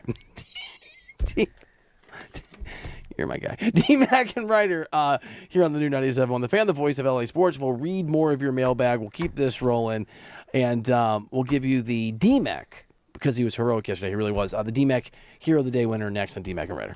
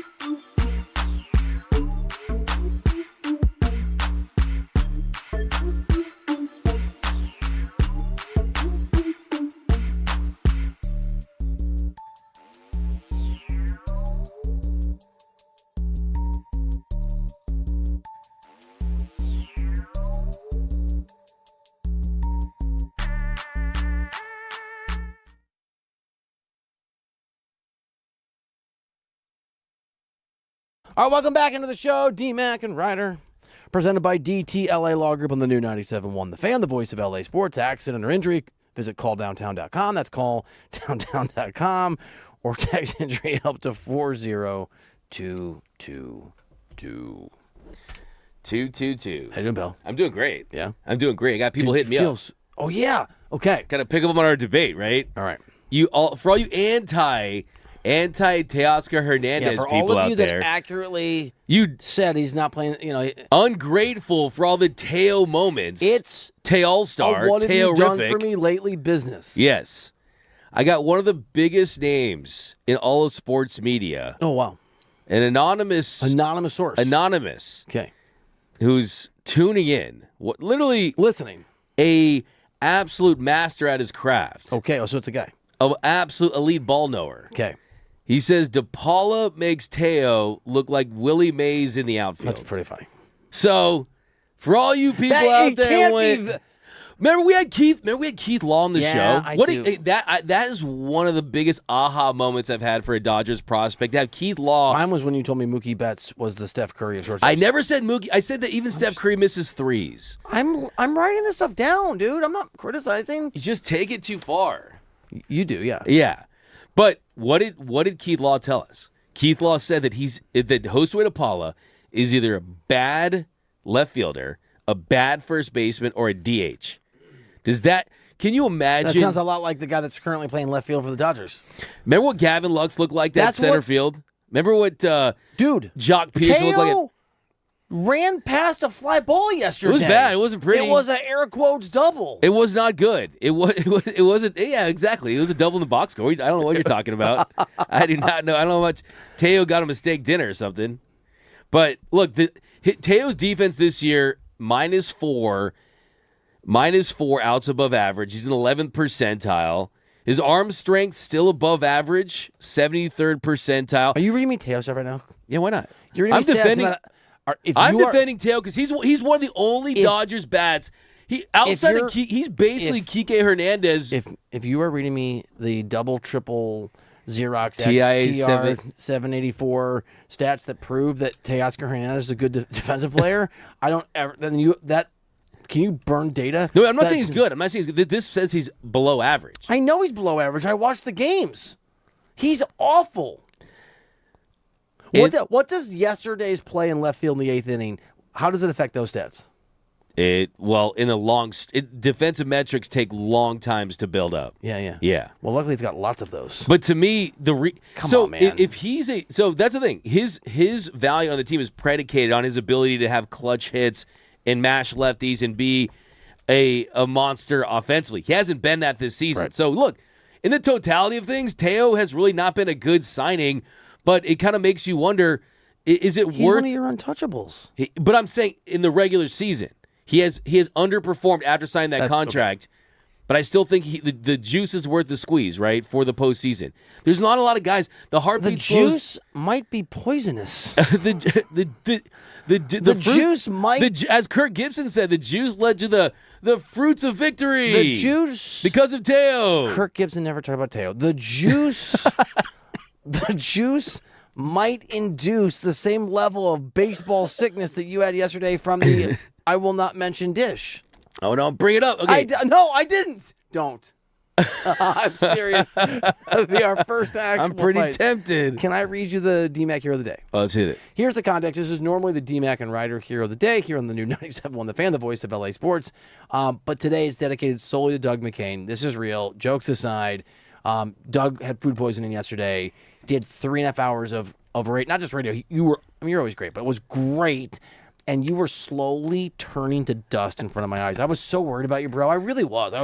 And finally, our boss Andrew was like, he can get him out of there. And so we sent you away for the last 30 minutes. You should have just had the day off, and you're a warrior, and I respect the hell out of it. So you are the patron saint of today's Hero of the Day nominees. It was very close. Kyle Tucker, 16% for the turnaround. That was sarcastic. I thought we weren't going to put him on there. Yeah, I guess not. He made it. I guess he did. Rob Pelinka, sticking to his vision. I think Rob deserved a little more love. 16% for not overpaying Kuminga. Kirsten Watson, work-life balance, 32%. I'm not up on what's the work-life balance a reference to. I don't know. What was that noise? We have to cut that when Bruce comes back. Aaron, you should cut that noise that Doug just made put in the file. That was amazing. The winner is of the Doug McCain DMAC Hero of the Day is Eric Lauer. Eric Lauer, 36% for his sort of I believe he's got to be a ability. multi-time. I feel like he's won at least one or two. I mean, he got his flowers. Ooh. Wonder if you're a big shot media person like that. Ooh, yeah. Hey. Or a baseball person, whoever they are. He definitely did not lower that ERA. That's for sure. Bang. I mean, he had an earned run. That's my dream clip, by the way. If I could have any clip in the history of this show. Do we still have I don't know if we still have the practice shows back, but man, I really, really would do anything to have the clip back where you called him a bum. Who? Yeah. I said that I call him a bum. I know, but it'd be cool to have it. It would be really cool. Yeah. And I said it with a lot of passion and anger and sort of, surety is probably the word I should be going for. Yeah. He's a bum. But it was more, Truth is, I actually went to an AI site to see if I could create it, but they had to pay, so I didn't do it. That's what I'm dealing with, folks. Here is Joe Do you know who Joe Mothi is? Is he a friend? No. Oh. He writes, yeah, Aaron, cut that noise. They want the noise. Whoa. Yeah. Because you went, Bring the noise! you nominated Kirsten. I asked why. You said work-life balance. I asked you just now what it meant. And you went, Why did I say work-life balance? Was it like a I don't even know what that was. Dear Ewok. no one? That my Ewok was very, very terrible. Let's flip over to the Dodgers game and see if they've Yeah, given see up what's going 7 runs or anything. No, it's still 1-0. If these guys, it's the 7th inning, dude, and Yoshi is still out there. If these guys lose this game, with 2 or 3 hits, Yoshi is pitching a gem right now. He's at 96 pitches, by the way. So steady. He's at 96. You would have had him out 30 pitches ago. No, He's at 96. come on, man. 6 1/3 innings. Yeah, he's in the 8 7th. punchies, too. 8 strikeouts. He's looked so good. You were doing your You're right Rams- down to 256. Is that what it's at? Yep. You were doing your Rams. Ooh, that hurts. A little foul ball off the left ankle there. You were doing your Rams thing. I don't want to interrupt you, and I'm usually pretty good about not talking on the mic when other people are talking because it annoys me if I hear other people do it.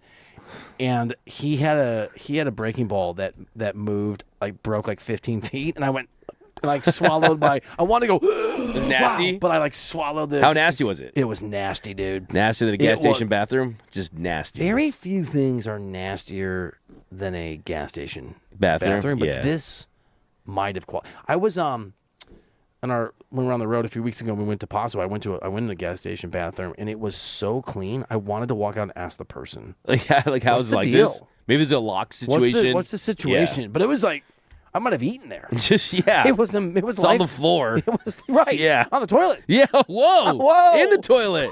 No. Okay. But aren't you impressed, though? With you, yes. No, with Yamamoto. I mean, no run support. Yeah, man. Going out there. This is the true mark.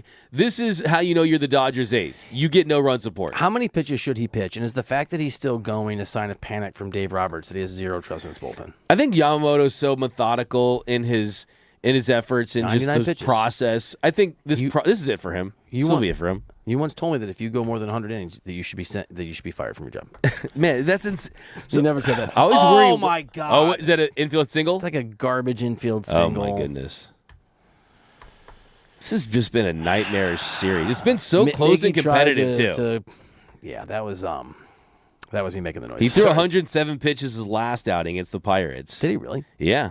Kinda slept Most on that. pitches, I believe, this year, of course, 109 against the White Sox. That's still. Oh, he has him. Oh, my goodness. He has him if he again. It's not a. Is that Rojas said his Yeah. biggest gift is his soft hands. So he lied to you. That was cold, man. Hey, yeah, that come on, World He Series was on the that show. That was. Yeah. Is he still mad at you? No, I don't think so. Yes. We should get him on, dude. We should. Maybe for next off day. Yeah, that'd be kind of cool. I got to text him again and ask him if he's mad at me though. Was that how you start it? Maybe. Okay. All right. Was that Dave? Look at that look on the Dude, serious I'm look. telling you, man. A, he's befuddled. And B, he hates Kyle Tucker. Professionally speaking, on a professional, appropriate level of. Ooh, he's trying to steal second. Oh, he's in. No, they got him. Oh, he did. He's They got off him. the bag. Yeah. No, I think they just. Wow. I think the ball just beat him, and they Did got the it? tag down. They're gonna challenge. You're gonna be right. We'll see. Well, the bummer is you're not going to be able to see it because you're going to run out of time. Oh, come on. Yeah. I think he's safe. I think he's going to be safe. Man, being an umpire would be so bad. But I know. Like, being an umpire with the technology today. I know. It's like you're just taking the value out of your job. Okay, They've been why running- is he wearing lime green How many cleats? stolen bases do the Braves have against the? Oh, he got. He's in there. He's in there, dude. You call it. You were right. Well, how could they call that out? Did his hand go off the bag at the very last second? No, that's Okay, hands on the bag. he's Hands safe. on the bag. He's safe. It's great radio we're doing. D-Mac. No, I'm not on this. D-Mac. Sorry, it's my bad. D-Mac and I Reiter. was just about to say I love when we're We watching have 9 games. seconds. That's okay. I love you, D-Mac. We'll be back tomorrow. Thanks for hanging out. James Coe Show coming up next. We appreciate hanging here on D-Mac and Reiter.